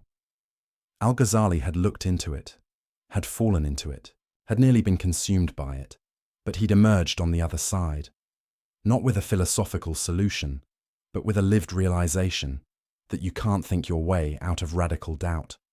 You can only be pulled out, rescued, given a gift you can't earn. And that gift isn't an argument. It's an experience, a light, a certainty that comes from beyond yourself. The philosophers would reject this, call it irrational, dismiss it as mysticism. But Al-Ghazali could now say, I've been where you are. I've mastered what you've mastered. I've trusted what you've trusted. And I've found it insufficient. Not wrong, not useless, but insufficient. There's more to reality than reason can grasp, more to knowledge than philosophy can deliver, more to truth than logic can demonstrate, and acknowledging that isn't weakness, it's wisdom. The madness wasn't in doubting too much, it was in claiming to know too much. The philosophers were mad with certainty. Al-Ghazali became sane through doubt, and from that sanity he could finally speak with real authority. not the authority of someone who claims to have all the answers, but the authority of someone who's seen the limits of answers, who's wrestled with uncertainty, who's found something beyond argument. The three great philosophical positions had fallen, the system had crumbled, the certainty had dissolved, but something more important had been revealed, not a rival philosophical system, but a different way of approaching reality altogether, and that's where we're going next. To the final implications, the last confrontation, the ultimate question, what do you do after philosophy fails? There's a moment in every intellectual war when diplomacy ends, when critique becomes condemnation, when disagreement becomes denunciation, when you stop saying, "I think you're mistaken," and start saying what you believe is dangerous. For Al-Ghazali, that moment came when he looked at three specific philosophical positions, three ideas that weren't just wrong, weren't just unproven, weren't just questionable. They were heretical. They were kufr, disbelief. This wasn't a word he used lightly.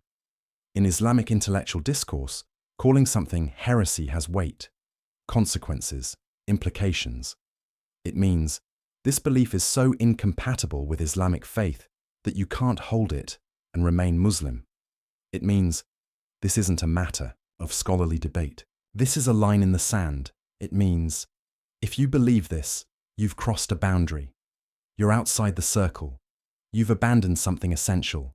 Al-Ghazali had spent months, maybe years, dismantling philosophical arguments, showing their logical flaws, exposing their assumptions, demonstrating their overreach. But he'd been relatively measured, academic, philosophical.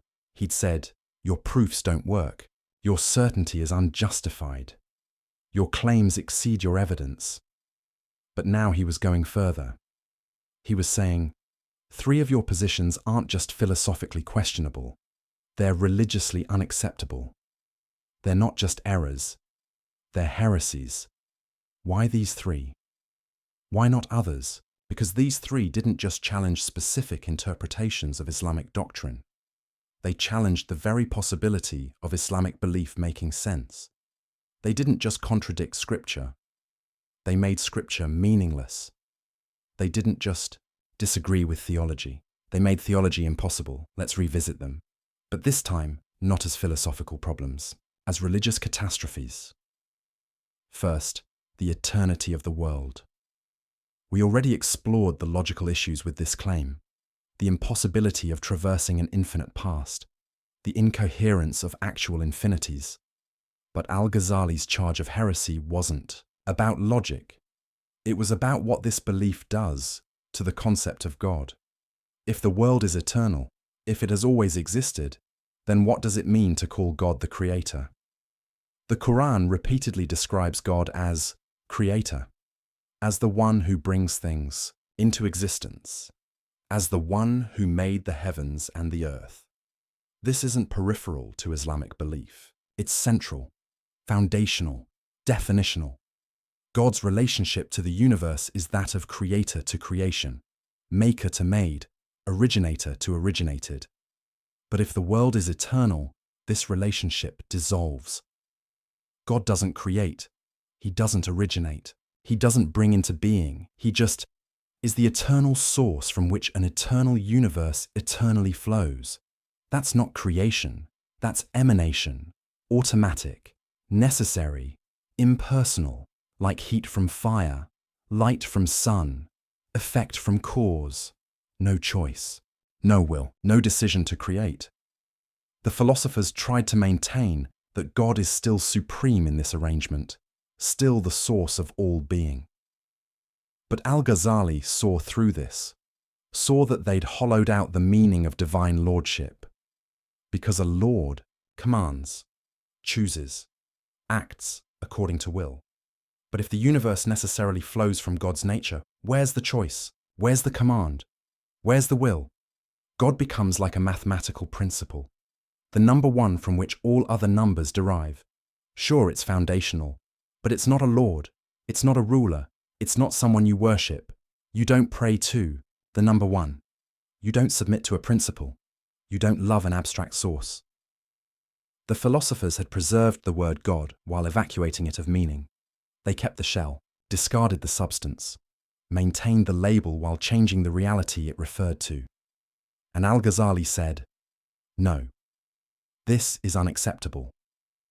If you deny that God created the universe in time, you're denying something so fundamental to Islamic belief that you've left Islam, not because the Quran explicitly says the universe began in time, in those exact words, but because the entire Quranic narrative assumes a God who acts, who creates, who brings things into existence by choice and will.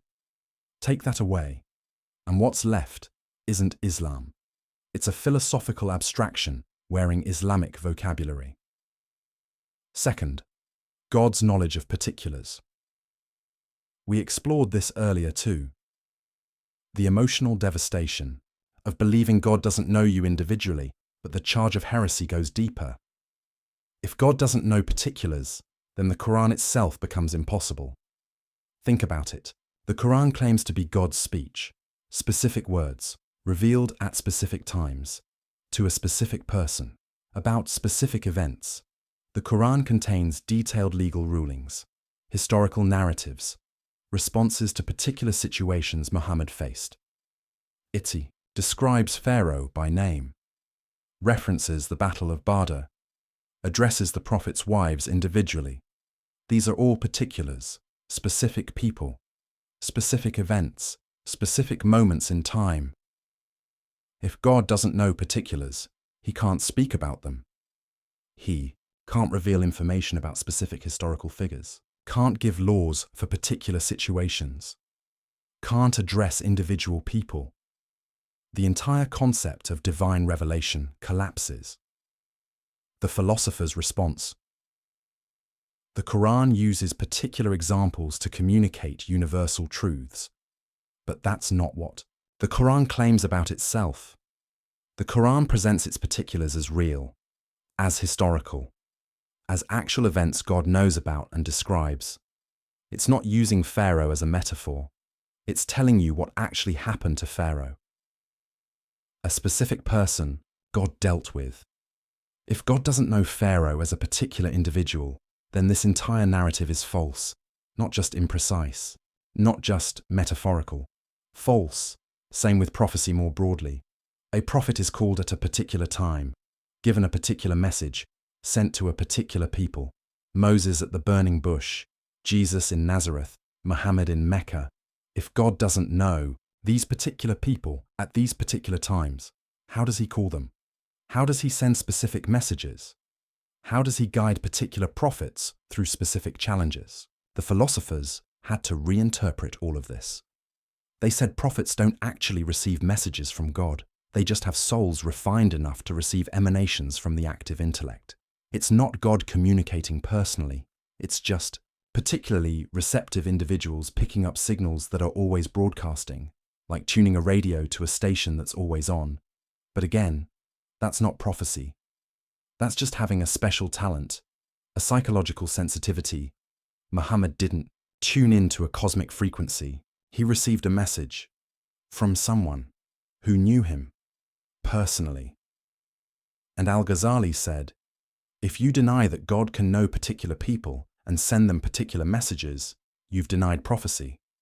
And if you've denied prophecy, you've denied Islam. Because Islam is founded on the claim that God sent specific revelations through specific prophets. Take that away, and you're left with a vague philosophical spirituality, not Islam. Third, the denial of bodily resurrection. This was perhaps the most explicit heresy, because the Quran is absolutely clear about bodily resurrection, not just spiritual survival, not just the soul continuing, physical bodies, raised from graves, reconstituted, brought back to life. The philosophers called this impossible, philosophically absurd. Against natural law, bodies decay, atoms scatter. The elements that composed your body get redistributed throughout nature. How could God reassemble the same body? Which atoms would he use? If you ate another person's body, whose atoms are they at resurrection? These questions seemed devastating to the philosophers, proof that bodily resurrection was incoherent. Al-Ghazali had answers to all of them, technical, philosophical answers. But the charge of heresy didn't depend on those answers. The charge was simpler. The Quran explicitly, repeatedly, emphatically teaches bodily resurrection. It describes it in vivid detail. It uses it as proof of God's power. It makes it central to divine justice. To deny it isn't to offer an alternative interpretation. It's to say the Quran is wrong. And if the Quran is wrong about something it states clearly and repeatedly, then it's not divine revelation. If it's not divine revelation, then Muhammad isn't a prophet. If Muhammad isn't a prophet, then Islam is false. The philosophers couldn't accept this conclusion, so they reinterpreted. They said bodily resurrection is symbolic, metaphorical, a way of communicating spiritual truths to the masses. The real resurrection is spiritual. The soul continues and receives reward or punishment according to its state. The body stuff? That's just imagery, not meant to be taken literally. But Al-Ghazali asked, who gave you the authority to decide what's literal and what's metaphorical? The Quran doesn't say we're speaking metaphorically about resurrection. It presents it as fact. You're importing your philosophical commitments, using them to override the plain meaning of Scripture. You've decided bodily resurrection is impossible based on your theory of causation, your view of natural law, your philosophical assumptions. Then you're using those assumptions to reinterpret Scripture to fit your philosophy. But that's backwards. That's putting philosophy above revelation, human reason above divine speech. And if you do that, you're not a Muslim who happens to be a philosopher. You're a philosopher who's trying to stay nominally Muslim by gutting Islamic doctrine of its content. These three positions, these three denials, together they formed a comprehensive rejection of Islamic teaching. Deny creation, and you lose God as Lord. Deny divine knowledge of particulars, and you lose prophecy and revelation. Deny bodily resurrection, and you lose divine justice and scriptural authority. Take all three together, and what's left? A philosophical system wearing Islamic clothing, using Islamic vocabulary, claiming Islamic identity, but bearing no resemblance to what Islam actually teaches or what Muslims actually believe. This is why Al-Ghazali called them heresy, not to silence debate, not to avoid hard questions, not to protect tradition from scrutiny, but because these positions made Islam incoherent, made its central claims meaningless, made its core doctrines impossible. You can't deny that God creates, knows, and resurrects, and still claim to be Muslim. Those aren't peripheral issues. They're definitional, foundational, essential. Now here's what's crucial to understand. Al-Ghazali wasn't saying these positions were logically impossible. He'd already shown the philosophers couldn't prove their claims, but he also couldn't prove they were wrong. Maybe the world is eternal. Maybe it's not. Philosophy can't decide with certainty. Maybe God knows only universals. Maybe he knows particulars. Again, philosophy can't prove it either way. Maybe bodily. Resurrection is impossible according to natural law. Or maybe natural law isn't what the philosophers think it is. The point is, these questions can't be settled by philosophical demonstration. The philosophers claimed they could prove these positions. Al-Ghazali showed they couldn't. But that means the questions remain open, undecided by reason alone. So how do you decide? You turn to revelation, to scripture, to prophetic teaching. And when you do, the answer is clear. God creates. God knows. God resurrects. The philosophers tried to have it both ways. They tried to be Muslim while denying what Islam teaches. They tried to respect revelation while overriding it with philosophy. They tried to honor scripture while gutting it of meaning. Through reinterpretation, Al-Ghazali said, you can't do that. You have to choose. Either you're a philosopher who rejects Islamic teaching, be honest about it, or you're a Muslim who accepts revelation. then accept what it actually says. But you can't be a Muslim philosopher who claims Islamic identity while denying Islamic doctrine. That's not intellectual sophistication. That's intellectual dishonesty. The charge of heresy was controversial then, still is now. Some scholars thought Al-Ghazali went too far, that he was too harsh, too quick to exclude. Others thought he didn't go far enough. That philosophy itself was suspect. That reason itself was dangerous, but Al-Ghazali occupied a middle position. He wasn't anti-philosophy, he'd mastered philosophy, used it brilliantly, showed its value as a tool. But he was against philosophy claiming authority over revelation.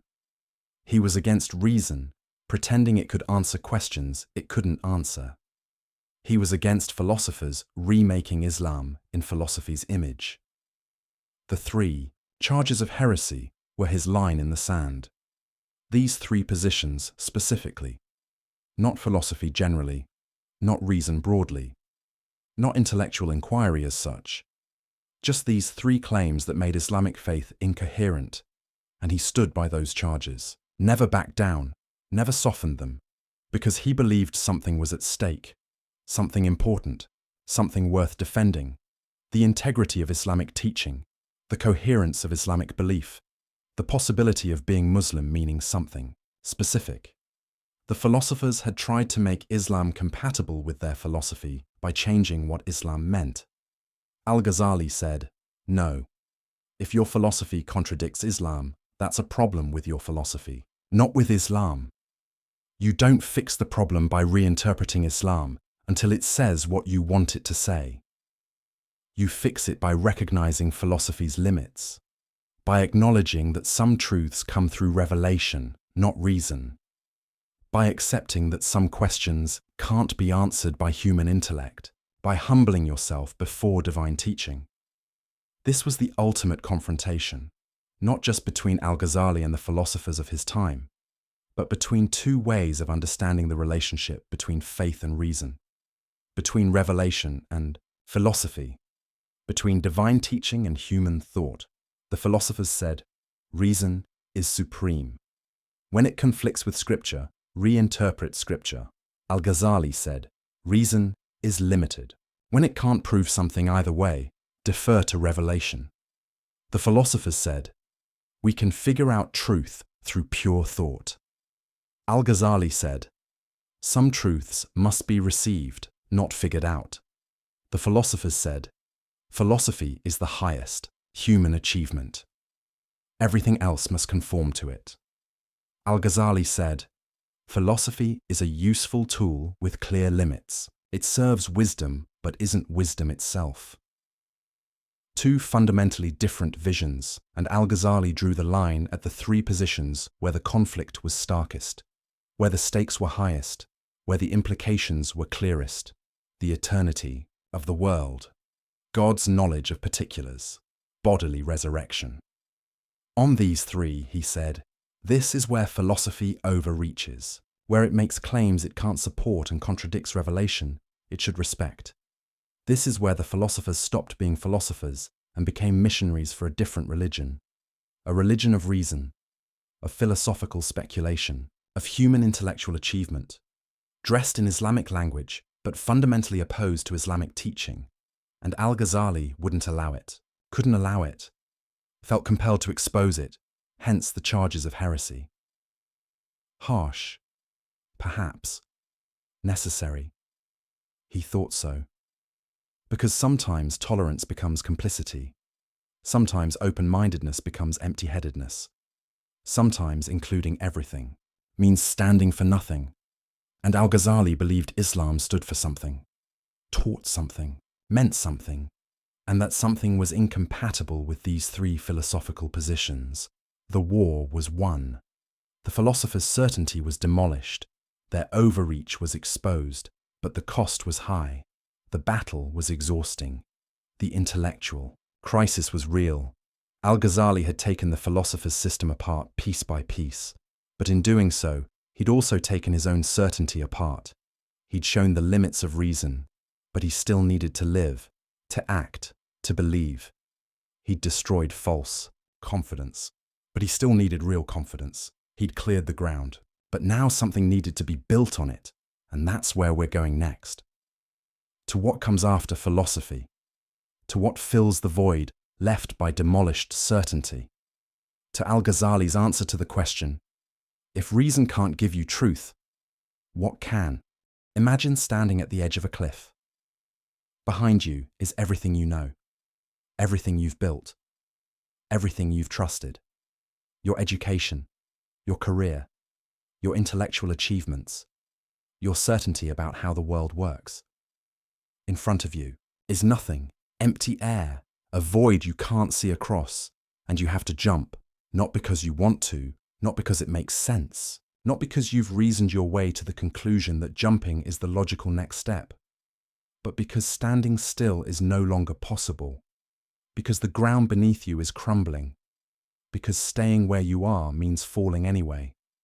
This is where Al-Ghazali found himself. He'd demolished the philosophers' certainty, exposed their assumptions, shown their limits, but in doing so, he'd also demolished his own ability to be certain through reason alone. He'd won the intellectual war, but he'd lost his intellectual peace. He couldn't go back to naive confidence, couldn't pretend he didn't see the problems, couldn't unthink what he'd thought. But he also couldn't move forward using the tools he'd just proven were inadequate. Reason couldn't save him. Logic couldn't guide him. Philosophy couldn't deliver him. Because he'd shown that these tools, powerful as they are, can't provide the bedrock certainty he needed. They can critique. They can question. They can demolish bad arguments. But they can't build unshakable foundations. Can't reach ultimate truth, can't give you something solid to stand on. So what do? The philosophers would say, give up, embrace uncertainty, accept that we're floating in a sea of probability and best guesses. But that's not livable. Not for someone who needs to act, to choose, to commit, to live a meaningful life. You can't spend every moment paralyzed by doubt. Can't question every step before you take it. Can't analyze every decision into indecision. At some point, you have to trust something, commit to something, believe in something. But what? And why? And how? This is the crisis Al-Ghazali lived through, and what happened next is remarkable. He didn't figure his way out. He was found. He describes it in his autobiography, Deliverance from Error. He writes about months of psychological paralysis, unable to teach, unable to function. Physically, sick from intellectual crisis, his tongue wouldn't speak, his mind wouldn't settle, his heart wouldn't rest. And then, he says, something happened, not through reasoning, not through study, not through philosophical insight, but through direct intervention, divine action. A light cast into his heart. He couldn't produce it, couldn't earn it, couldn't think his way to it. It was given, received, experienced, and it gave him the certainty that reason couldn't provide. Now, the philosophers would immediately object. This is just emotion, subjectivity, personal experience that can't be verified or validated. How do you know this light was real? How do you know it wasn't self-deception? How do you distinguish divine experience from delusion?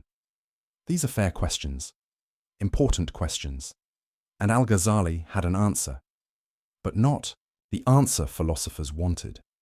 He said, you can't know from the outside, can't judge from a distance, can't verify through rational proof. You can only know by experiencing it yourself. It's like trying to explain color to someone blind from birth, or taste to someone without a tongue, or love to someone who's never felt it. You can describe it, analyze it, talk about it philosophically, but until they experience it directly, they don't really know what you're talking about. Mystical experience is like that. Direct knowledge of the divine is like that. Certainty through encounter is like that. It's not less real because it's experiential. It's not less valid because it's personal. It's not less true because it can't be proven to skeptics. Some knowledge comes through experience. not through argument. Some truths are known by acquaintance, not by description. Some certainties arise from encounter, not from demonstration. And this, Al-Ghazali realized, is what the prophets had, what the mystics discovered, what the Sufis cultivated. A way of knowing that doesn't go through rational demonstration, a path to truth that doesn't depend on philosophical proof, a source of certainty that transcends logical inference. This was revolutionary. Not because mystical experience was new to Islam, it wasn't, but because Al-Ghazali was saying it as the greatest philosopher and theologian of his age. He wasn't a naive believer who'd never engaged with philosophy. He was a master philosopher who'd gone beyond philosophy. He wasn't rejecting reason from ignorance. He was transcending reason from experience. He'd climbed the ladder of philosophical achievement to the very top. And from that height, he could see that there was something higher still. Not higher in the sense of more sophisticated arguments, but higher in the sense of a different kind of knowledge altogether. The philosophers knew about God, through inference, through deduction, through rational proof. The mystics knew God, through experience, through encounter, through direct awareness. The difference is everything. Knowing about someone isn't the same as knowing them. Reading about love isn't the same as being in love. Studying fire isn't the same as being burned. The philosophers had built elaborate theories about God, complex arguments for his existence, sophisticated descriptions of his attributes. But they didn't know him. Not really, not personally, not experientially. They knew propositions about God, not God himself. And Al-Ghazali had discovered, propositions aren't enough. Arguments aren't enough. Theories aren't enough. At some point, you need encounter, relationship, direct knowing. This is what pushed him towards Sufism, the mystical tradition within Islam, the path of those who seek direct experience of the divine, who cultivate spiritual states, who practice disciplines that open the heart to God's presence. The philosophers had dismissed these people as irrational, emotional, unsophisticated, people who couldn't handle the rigors of philosophical thought, who needed comforting experiences because they couldn't accept hard truths. Al-Ghazali now saw this was backwards. The Sufis weren't intellectually inferior to philosophers. They were epistemologically superior. They'd found a way to know that the philosophers hadn't found. They'd accessed truths the philosophers couldn't access. They'd achieved certainties the philosophers couldn't achieve, not because they were smarter, but because they'd gone beyond the mind. They'd discovered that some knowledge requires more than thinking. It requires preparation, purification, practice. It requires what the Sufis call the cleansing of the heart. Because the heart, in Islamic psychology, is the organ of spiritual perception, the faculty that can directly apprehend divine realities. But most people's hearts are clouded, covered, veiled by attachments, desires, distractions, like a mirror covered in dust. The mirror is still there, still has the capacity to reflect, but it can't reflect clearly until it's cleaned. The Sufi path is about cleaning that mirror, polishing the heart, removing the veils. Through specific practices, ethical disciplines, spiritual exercises, remembrance of God, detachment from worldly concerns, not as arbitrary rituals, but as a technology of transformation, a method for developing the capacity to perceive what's always there, but usually hidden. Al-Ghazali began walking this path, practicing these disciplines, engaging in these exercises, and he describes what happened, experiences of certainty that didn't come through reasoning, knowledge that arose without inference, truth that appeared without argument. The philosophers would call this delusion, self-hypnosis, wish fulfillment. But Al-Ghazali could now ask, how would you know? Have you practiced these disciplines? Have you purified your heart? Have you cultivated these capacities? If not, you're like someone who's never tasted honey declaring that honey isn't sweet. You're not making an informed judgment. You're just expressing your ignorance. The philosophers claimed rational proof was the only valid path to knowledge, but they couldn't prove that claim. It was an assumption, a philosophical prejudice, a limitation of imagination. Why should reason be the only faculty capable of grasping truth? Why couldn't there be other ways of knowing, other modes of perception, other paths to certainty? The philosophers assumed there weren't, but they never proved it. They just took it for granted. Al-Ghazali had broken free of that assumption. He'd discovered through experience that there are ways of knowing beyond rational demonstration, that direct experience can give certainty, that spiritual perception can grasp truths. That mystical encounter can provide knowledge. This didn't mean abandoning reason, or rejecting philosophy, or embracing irrationality. It meant recognizing that reason is one tool among many. Philosophy is one path among several. Rational demonstration is one way of knowing, not the only way. Reason is excellent for certain things. Analyzing arguments, exposing contradictions, clarifying concepts, showing what can't be proven. But reason can't give you everything you need, can't answer every question, can't provide every kind of knowledge.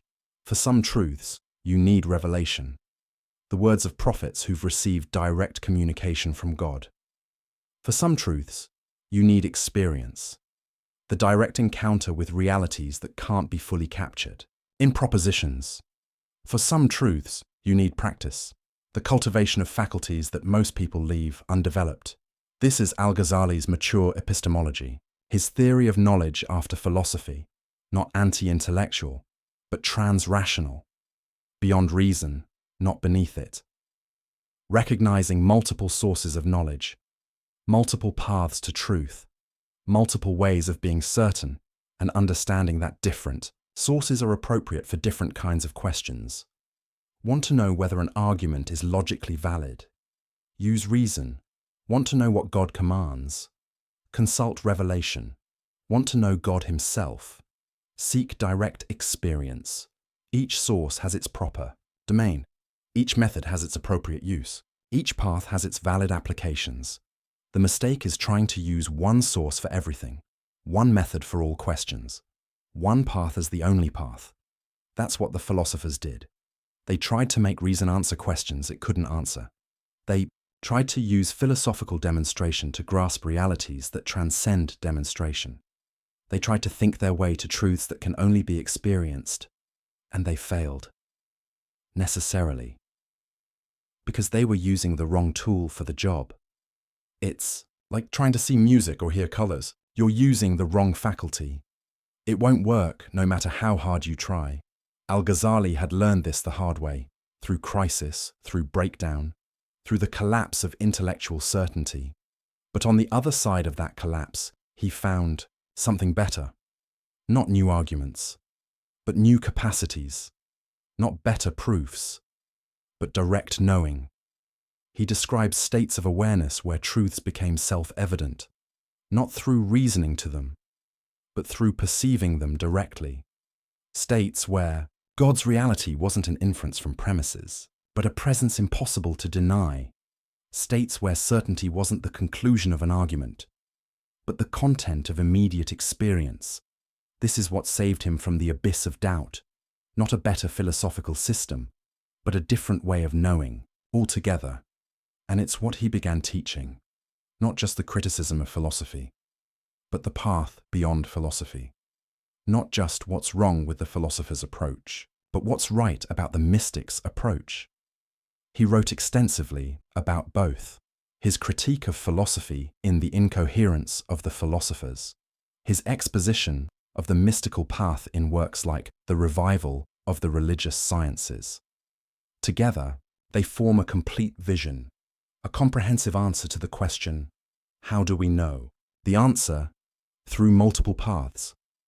Reason, revelation, and experience. Philosophy, prophecy, and mysticism. Thought, transmission, and transformation. Each has its place. Each has its value. Each provides something the others can't provide.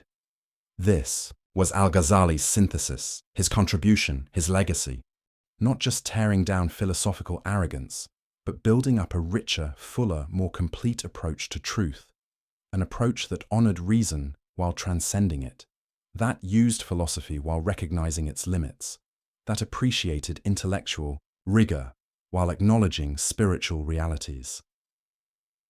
The philosophers had tried to fit everything into the narrow box of rational demonstration.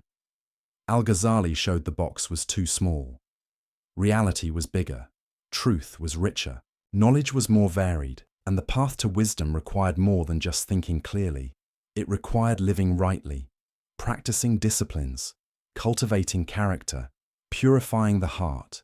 It required becoming a certain kind of person, not just learning certain kinds of arguments, because some knowledge is transformative. It doesn't just inform you, it changes you, makes you different, makes you capable of perceiving what you couldn't perceive before. This is why the mystical path involves ethical discipline, not as arbitrary rules, but as preparation.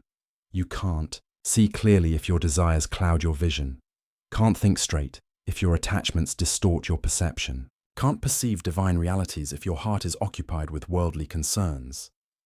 The purification isn't punishment, it's preparation, training, developing the faculties needed for higher knowledge, like an athlete training their body, or a musician training their ear, or a mathematician training their mind. You're developing capacities, building abilities, becoming capable of something you weren't capable of before. The philosophers thought everyone already had all the capacities needed for truth. Just use your reason and you'll get there. Al-Ghazali showed some capacities need to be developed, some faculties need to be cultivated, some abilities need to be practiced, and that development, that cultivation, that practice requires more than reading books and constructing arguments. It requires a whole way of life, a path, a discipline, a transformation. This is what he found beyond reason's edge, not an abyss, but a new landscape, not emptiness, but fullness, not less knowledge, but more, not inferior certainty, but superior, the certainty of direct experience, the knowledge of personal encounter, the truth of transformation. The philosophers never got there, because they never jumped. They stood at the edge of reason's capacity and declared, "This is as far as truth goes." Al-Ghazali stood at the same edge and declared, "This is where the real journey begins, beyond argument, beyond proof, beyond rational demonstration, into the realm of immediate knowing, of direct perception, of transformative encounter." This didn't make him anti-philosophical. He continued using philosophy, continued teaching logic, continued analyzing arguments. But he did it from a different place, with a different understanding, with a different foundation. Not philosophy as the source of certainty, but philosophy as a tool in service of wisdom. Not reason as the ultimate authority, but reason as a valuable servant. Not logic as the path to God, but logic as a skill useful for many things, while insufficient for the most important thing. The most important thing being actually knowing God, not just knowing about Him, actually experiencing certainty, not just constructing arguments for belief, actually being transformed, not just accumulating information. This is Al-Ghazali's gift to intellectual history. Not just the critique of philosophy, but the vision of what lies beyond it. Not just showing what reason can't do, but pointing toward what other faculties can do. Not just demolishing false certainty, but indicating where real certainty might be found.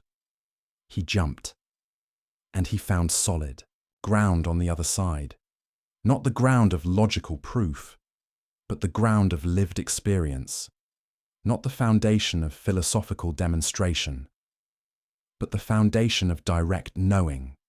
Not the bedrock of rational argument, but the bedrock of spiritual encounter. And from that ground he could finally speak with real authority, not borrowed, not constructed, not argued into existence, but earned, experienced, known. The philosophers claimed authority they didn't have, certainty they couldn't justify, knowledge they couldn't possess. Al-Ghazali found authority they couldn't claim, certainty they couldn't understand, knowledge they couldn't access, because he'd gone where they refused to go, beyond reason's edge, into the territory of transformed consciousness and direct divine encounter. And that journey changed everything, for him and for everyone who came after. Every intellectual earthquake has aftershocks, tremors that continue long after the main event, ripples that spread across centuries, cracks that keep widening in unexpected directions. Al-Ghazali's critique of philosophy was that kind of earthquake, and we're still feeling the aftershocks today, nearly 1,000 years later. The question is, what kind of aftershocks? What did his critique actually accomplish? What world did it create? The answers depend on who you ask, and when you ask them.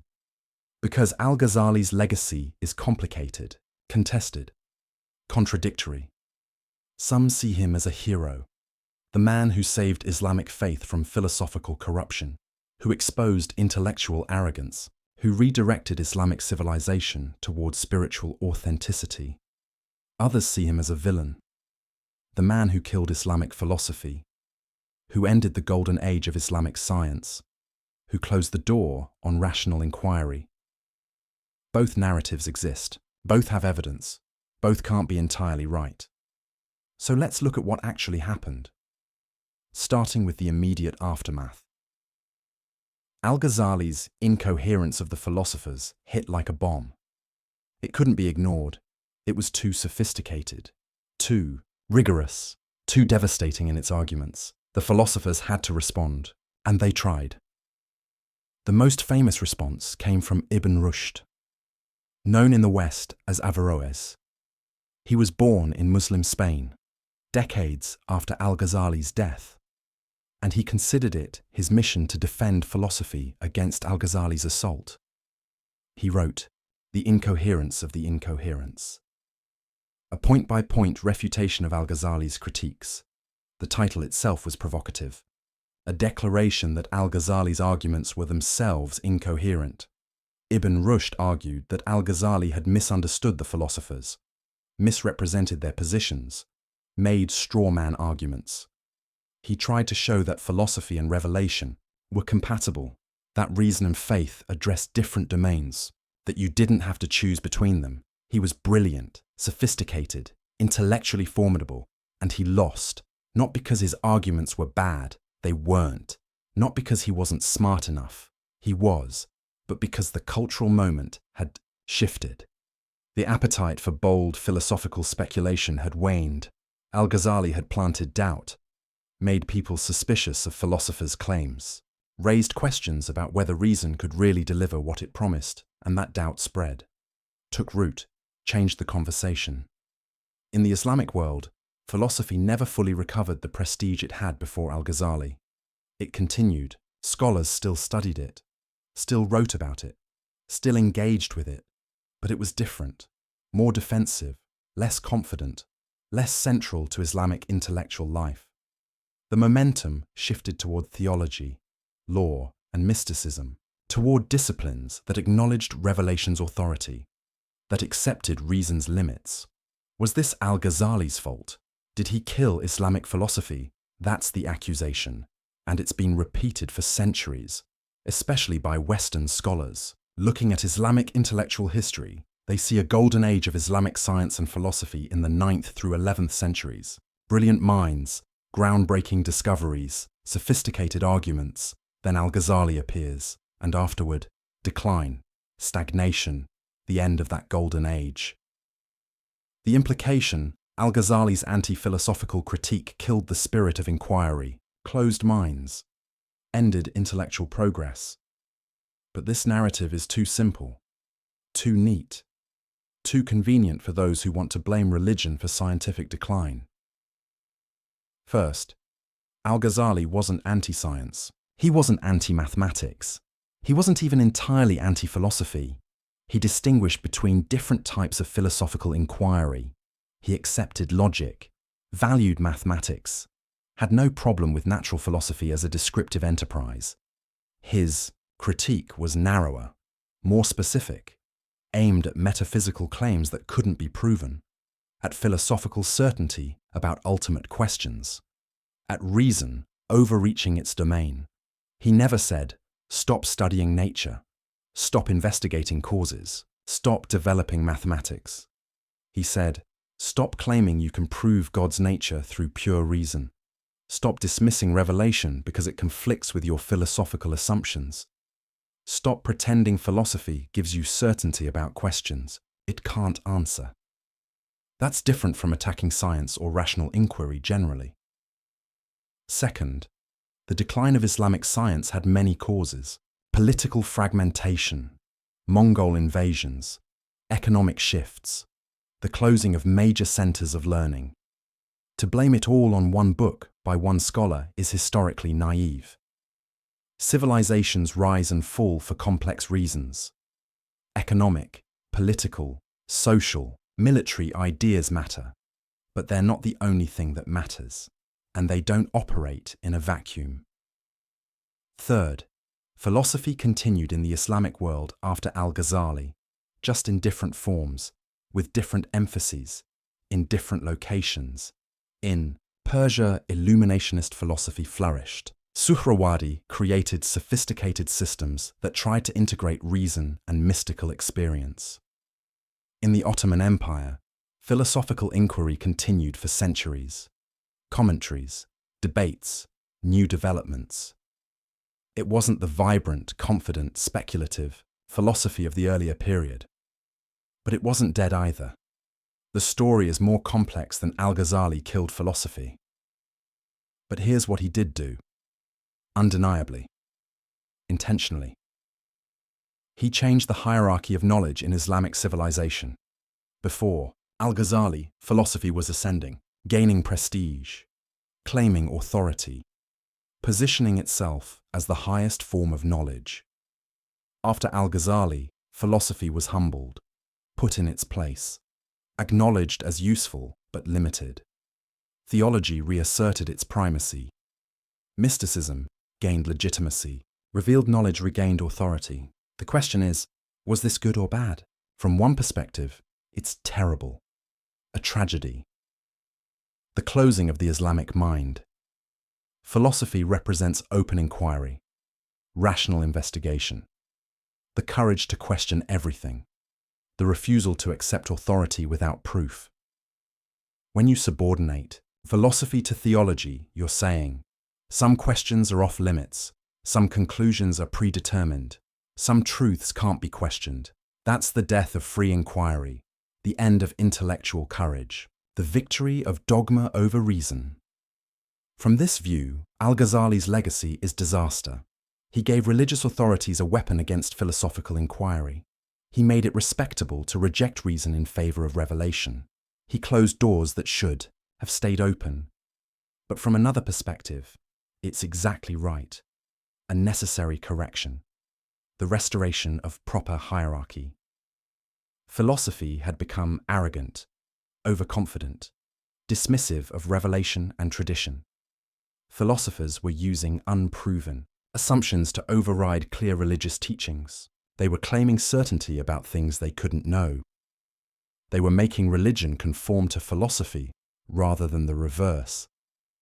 Someone needed to expose this, needed to show that the emperor had no clothes, needed to demonstrate that philosophical certainty was often philosophical arrogance. From this view, Al-Ghazali's legacy is heroic. He defended faith against intellectual corruption. He preserved Islamic teaching from philosophical distortion.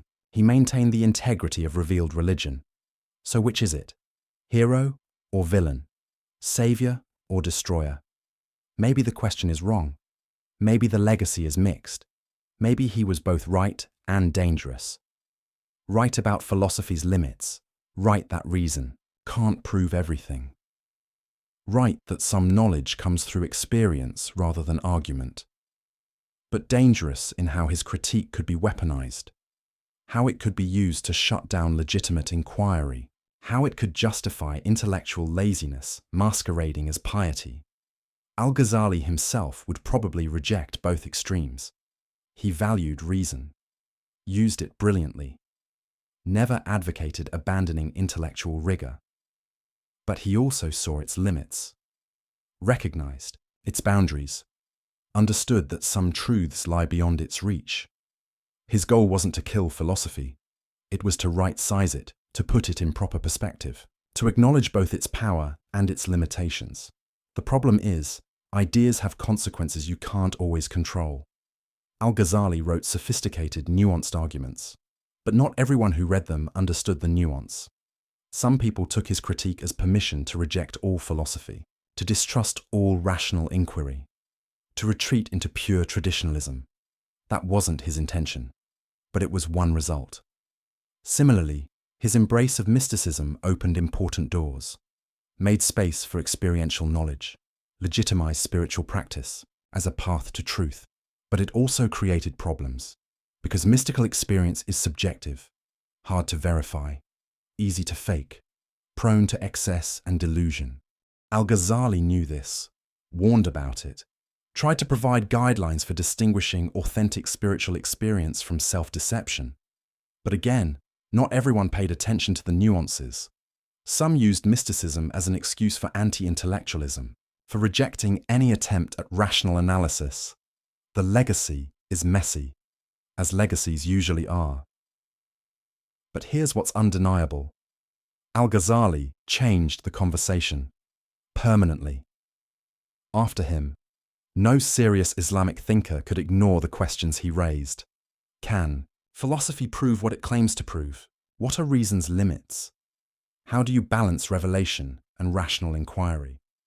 What role should mystical experience play in religious knowledge? These became unavoidable questions, central debates, issues every sophisticated thinker had to address. In that sense, Al-Ghazali's critique was generative. It created new lines of inquiry, sparked new debates, forced new sophistication. Even Ibn Rushd's response, his attempt to refute Al-Ghazali, shows this. It's a more careful, more nuanced defense of philosophy than what came before. Because Ibn Rushd had to take Al-Ghazali's objections seriously, had to address them carefully, had to develop more sophisticated arguments. That's the paradox. Al-Ghazali's critique of philosophy made philosophy better, more rigorous, more aware of its assumptions, more careful about its claims. The lazy, overconfident philosophy that claimed to prove everything. That died. And maybe it needed to. But careful, humble, sophisticated philosophy, that could still flourish. And in some places, it did. Now, let's zoom out. Because Al-Ghazali's impact wasn't limited to Islamic civilization. His ideas reached medieval Europe through translations, influenced Christian scholastic theology, shaped how Europeans thought about the relationship between faith and reason. Thomas Aquinas, the great Catholic theologian, engaged with Al-Ghazali's arguments, sometimes agreeing, sometimes disagreeing, always taking them seriously. The questions Al-Ghazali raised about causation influenced later European philosophers. David Hume's skepticism about causation echoes Al-Ghazali's occasionalism, though Hume probably didn't read him directly. The debate about faith and reason that Al-Ghazali helped shape in Islam became central to European intellectual history too. So, his influence spread, transformed, took on new forms in new contexts. Today, nearly 1,000 years later, what's his relevance? In the Islamic world, he remains towering, one of the most important figures in Islamic intellectual history. Studied, debated, revered, criticized. In the broader world, he's less known, but the questions he raised remain urgent. In an age of scientific confidence, where many believe science can answer all meaningful questions, Al-Ghazali's skepticism about reason's reach is worth reconsidering, not as anti-science, but as a reminder that science has limits, that not all questions are scientific questions, that not all knowledge is empirical knowledge. In an age of religious fundamentalism, where some want simple certainty and reject intellectual inquiry, Al-Ghazali's sophisticated engagement with philosophy is instructive. He didn't reject reason. He used it, mastered it, showed its power while acknowledging its limits. That's different from anti-intellectualism. It's sophisticated intellectualism that knows its boundaries. In an age of spiritual seeking, where many look for meaning beyond materialism, Al-Ghazali's mystical turn offers a path, not away from reason, but beyond it, to direct experience, to transformation, to knowledge that changes you. But with Al-Ghazali, you get intellectual rigor alongside mystical experience, critical thinking alongside spiritual practice, philosophy alongside transformation. That integration is rare and valuable. So what's the final verdict? What do we make of Al-Ghazali's legacy? Perhaps this: he was right about the questions. Profoundly. Right about philosophy's limits, about reason's boundaries, about the need for multiple paths to knowledge. He was sophisticated about the answers, offering a vision that honored reason while transcending it, that used philosophy while recognizing its insufficiency, that integrated multiple ways of knowing. But he couldn't control how his ideas would be used, how they'd be simplified, how they'd be weaponized by some and ignored by others. That's the fate of all influential thinkers. Their ideas take on lives of their own, get interpreted and misinterpreted, used for purposes they never intended. Al-Ghazali broke philosophy's monopoly on knowledge. That was necessary. Philosophy had overreached, claimed too much, dismissed other ways of knowing too easily. But some people took the breaking too far, used it to reject all philosophy, all rational inquiry, all intellectual rigor. That's not what Al-Ghazali wanted, but it's part of what happened. So we're left with a mixed legacy, a complicated inheritance, a set of insights that cut multiple ways, and maybe that's appropriate, because the questions Al-Ghazali raised don't have simple answers. How do you balance faith and reason? How do you honor both revelation and rational inquiry? How do you acknowledge multiple paths to truth without descending into relativism? These are hard questions, eternal questions. Questions every thoughtful person must wrestle with. Al-Ghazali didn't solve them definitively. He couldn't.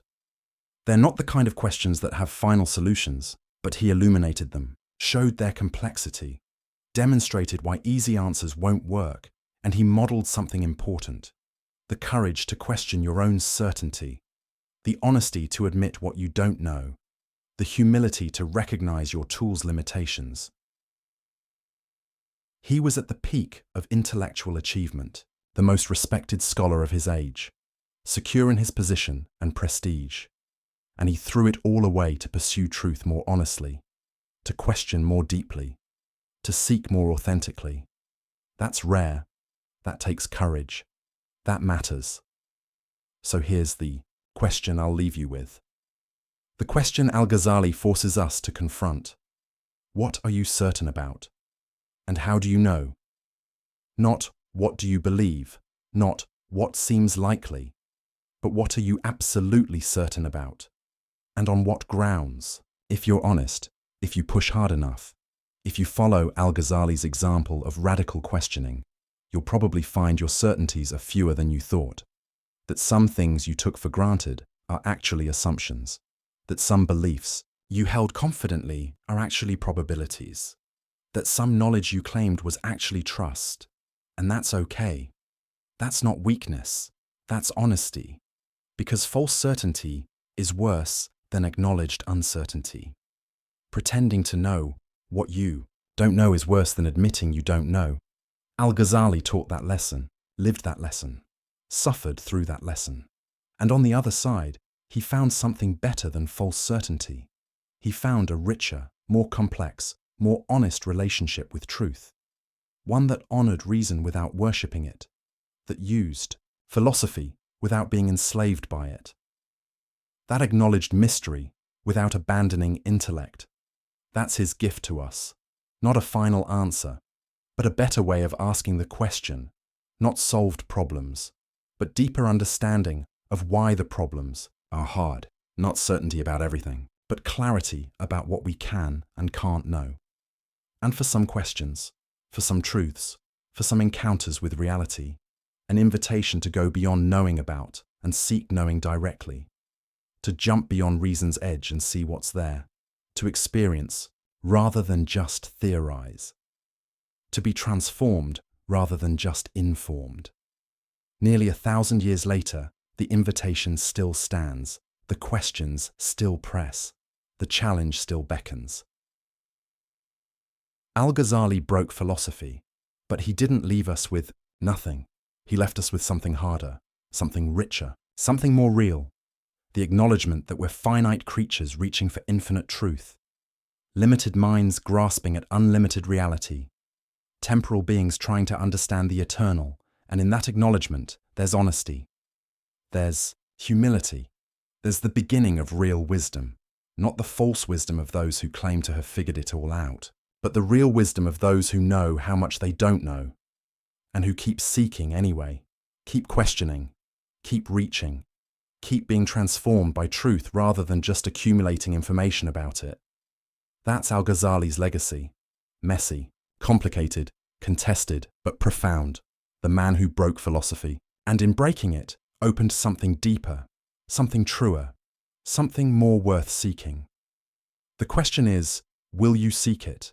Will you question your certainties? Will you jump? Or will you stay on solid ground, comfortable in your assumptions, certain in your philosophies, confident in your reasoned conclusions? Al-Ghazali jumped and found solid ground on the other side, a different kind of solid ground, not built by reason, but given by grace, experienced directly, known certainly. The philosophers never jumped, never found that ground, never knew that certainty. They stayed at reason's edge, declaring there was nothing beyond, that what they could see was all there was, that their certainty was sufficient. They were wrong. Al-Ghazali proved they were wrong by jumping, by experiencing, by knowing. And now the question comes to you, standing where he stood, facing what he faced, choosing what he chose. Will you trust reason alone?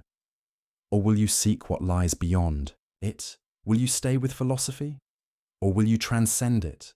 Will you claim certainty you can't justify? Or will you embrace the uncertainty that leads to deeper truth? The throne of knowledge still stands, but it's empty now. No one sits there with absolute confidence anymore. Thanks to Al-Ghazali, we know better.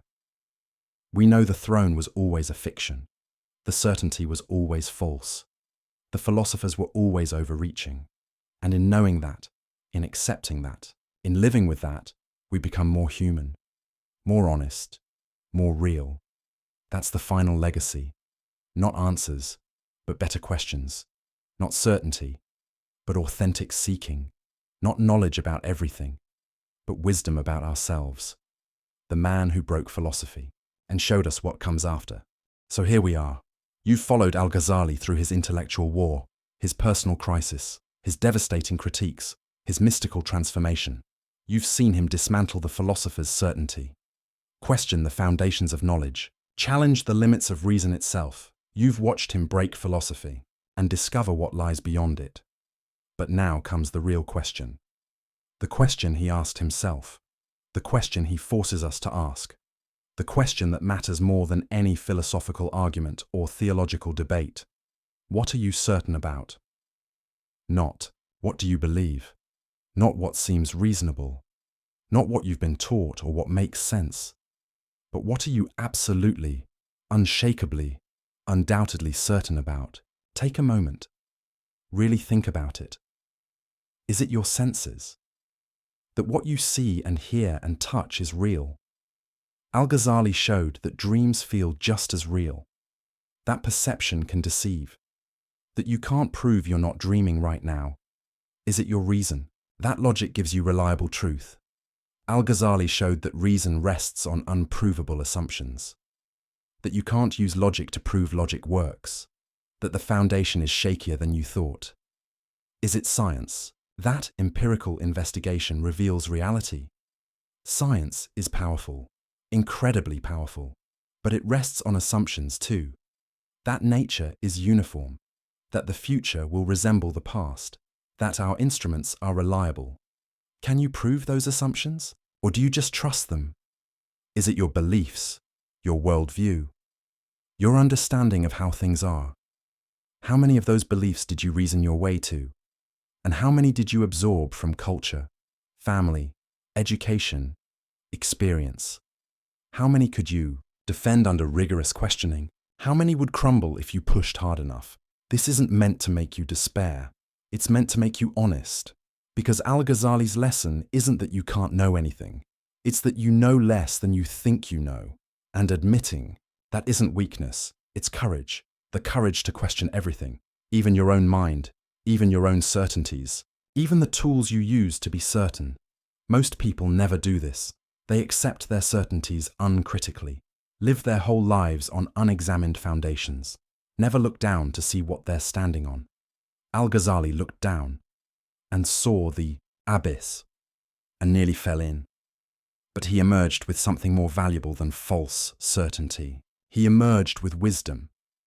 The wisdom to know the difference between what you know and what you believe, between what you've proven and what you've assumed, between certainty and faith. Because here's what he discovered. Everyone has faith in something. The religious person has faith in revelation. The philosopher has faith in reason.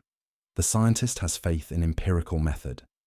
The question isn't whether you have faith, it's what you have faith in, and why, and whether you're honest enough to admit it's faith.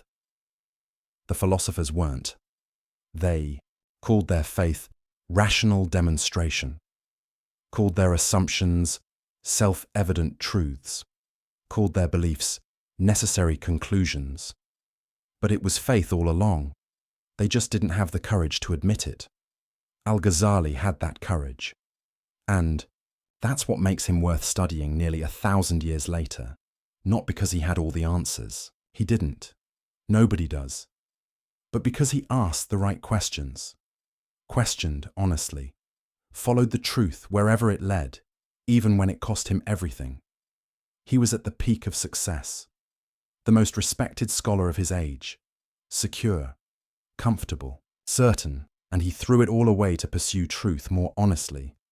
He walked away from his position, his prestige, his intellectual certainty, because staying where he was meant living a lie, pretending to know what he didn't know, teaching with confidence he no longer felt and he couldn't do it.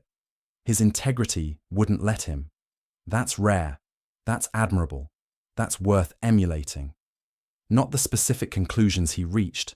You might agree with them or not. That's between you and your own search for truth. But the method, the honesty, the courage, the willingness to question everything and follow where the questions lead. That's what matters. That's what endures. That's what we need more of today, because we live in an age of false certainties, on all sides, from all perspectives. People who claim to know things they can't possibly know, who speak with confidence about questions that should inspire humility, who dismiss other viewpoints without really understanding them. Al-Ghazali offers a different path, a harder path, but a more honest one. The path of rigorous questioning, of acknowledged uncertainty, of seeking truth rather than defending positions. He didn't destroy philosophy. That's the wrong way to understand his legacy. He showed us what philosophy can and cannot do. What it can do: clarify thinking, expose bad arguments, analyze concepts, show what can't be proven, demonstrate contradictions, sharpen the mind. What it cannot do: give absolute certainty, answer every question, reach ultimate truth through reason alone, replace experience with argument, substitute thinking for transformation. That's a profound insight, one that remains relevant today, because we still make philosophy's mistake. We still think we can reason our way to everything, still believe arguments are enough, still confuse intellectual understanding with real knowing. Al-Ghazali reminds us, some truths must be lived to be known. Some realities must be experienced to be understood. Some knowledge requires transformation, not just information. That's not anti-intellectual. It's recognizing that intellect is one tool among many. Powerful but limited. Valuable but insufficient. You need your mind. But you need more than your mind. You need experience, practice, transformation, encounter with realities that transcend conceptual understanding, whether that's mystical experience, as Al-Ghazali found, or some other path to direct knowing, or simply the wisdom that comes from living deeply and honestly. The point is, don't mistake the map for the territory. Don't confuse thinking about truth for encountering truth. Don't assume that because you can argue something, you therefore know it. This is Al-Ghazali's final gift, not a philosophical system, but a way of being in the world. Humble about what you know, honest about what you don't, courageous enough to question, open enough to experience, wise enough to integrate multiple ways of knowing, philosophy without arrogance, faith without dogmatism, experience without delusion, reason without worship of reason. That's the integration he achieved, the balance he modeled, the wisdom he embodied. And it's still possible today, still necessary today, still worth pursuing today. So what now? Where do you go from here? That's up to you. That's always up to you. But maybe start with the question, the haunting question, the honest question. What are you certain about, and how do you know? Sit with that question. Don't rush to answer it. Let it disturb you. Let it shake your assumptions. Let it reveal the foundations you've been standing on. And if you find those foundations shakier than you thought, good. That's the beginning of wisdom. If you discover you've been claiming certainty you don't have, good. That's the beginning of honesty. If you realize you need to question more, seek more, go deeper, good. That's the beginning of real knowing. Al-Ghazali's journey isn't over, because the questions he raised never go away. The challenges he faced are eternal human challenges. The need to balance faith and reason, to honor both intellect and experience, to seek truth honestly rather than defend positions comfortably. These are your challenges now, your questions, your journey. And maybe, like Al-Ghazali, you'll discover that the journey leads beyond where you expected. That truth is stranger and richer than your categories can contain. That reality resists being reduced to any single system. Maybe you'll find, as he did, that losing false certainty opens you to real knowing. That admitting you don't know is the first step to actually knowing. That jumping beyond reason's edge reveals solid ground you couldn't see from where you were standing. Or maybe you'll find something different, your own path, your own truths, your own way of integrating what can be thought and what must be experienced. That's fine. That's as it should be. Because Al-Ghazali's lesson isn't do exactly what I did. It's have the courage to seek honestly, question deeply, live authentically, know the difference between what you know and what you believe, and never, ever confuse confidence with certainty, or arguments with truth, or intellectual understanding with wisdom. The philosophers made that mistake. And it took a man who'd mastered their entire system to show them where they'd gone wrong. Don't make the same mistake. Don't let 4 hours of watching a documentary make you feel like you've understood everything. You've been introduced to questions, not given final answers. You've seen one man's journey, not been shown the only path. You've encountered ideas, not acquired certainty. What you do with those questions, that journey, those ideas, that's your work now. Your responsibility, your adventure. Al-Ghazali can't take that journey for you. I can't take it for you. No one. You have to walk it yourself, question it yourself, discover it yourself, live it yourself. But now you know the questions are worth asking. The journey is worth taking. The truth is worth seeking. Even when it costs you. Even when it disturbs you. even when it requires you to let go of certainties you cherished. Because false certainty is a prison, and Al-Ghazali offers the key, not a key to new certainties, but a key to honest uncertainty, to real seeking, to authentic knowing. Will you use it? Will you question? Will you seek? Will you jump? Or will you stay comfortable in your assumptions, safe in your beliefs, certain in your philosophies? The choice is yours. It always has been. It always will. Al-Ghazali made his choice. The philosophers made theirs. And the difference between them echoes across 1,000 years. Now it's your turn. Your choice. Your journey. Make it honestly. Make it courageously. Make it wisely. And maybe, just maybe, you'll discover what Al-Ghazali discovered, that beyond the edge of reason lies not emptiness, but fullness, not less truth, but more, not the end of knowing, but the beginning. The throne of knowledge is empty. The philosopher's certainty is gone. The old confident systems have crumbled. But that's not tragedy. That's opportunity. Opportunity to seek truth more honestly than they did, to know more authentically than they could, to integrate what they left separate.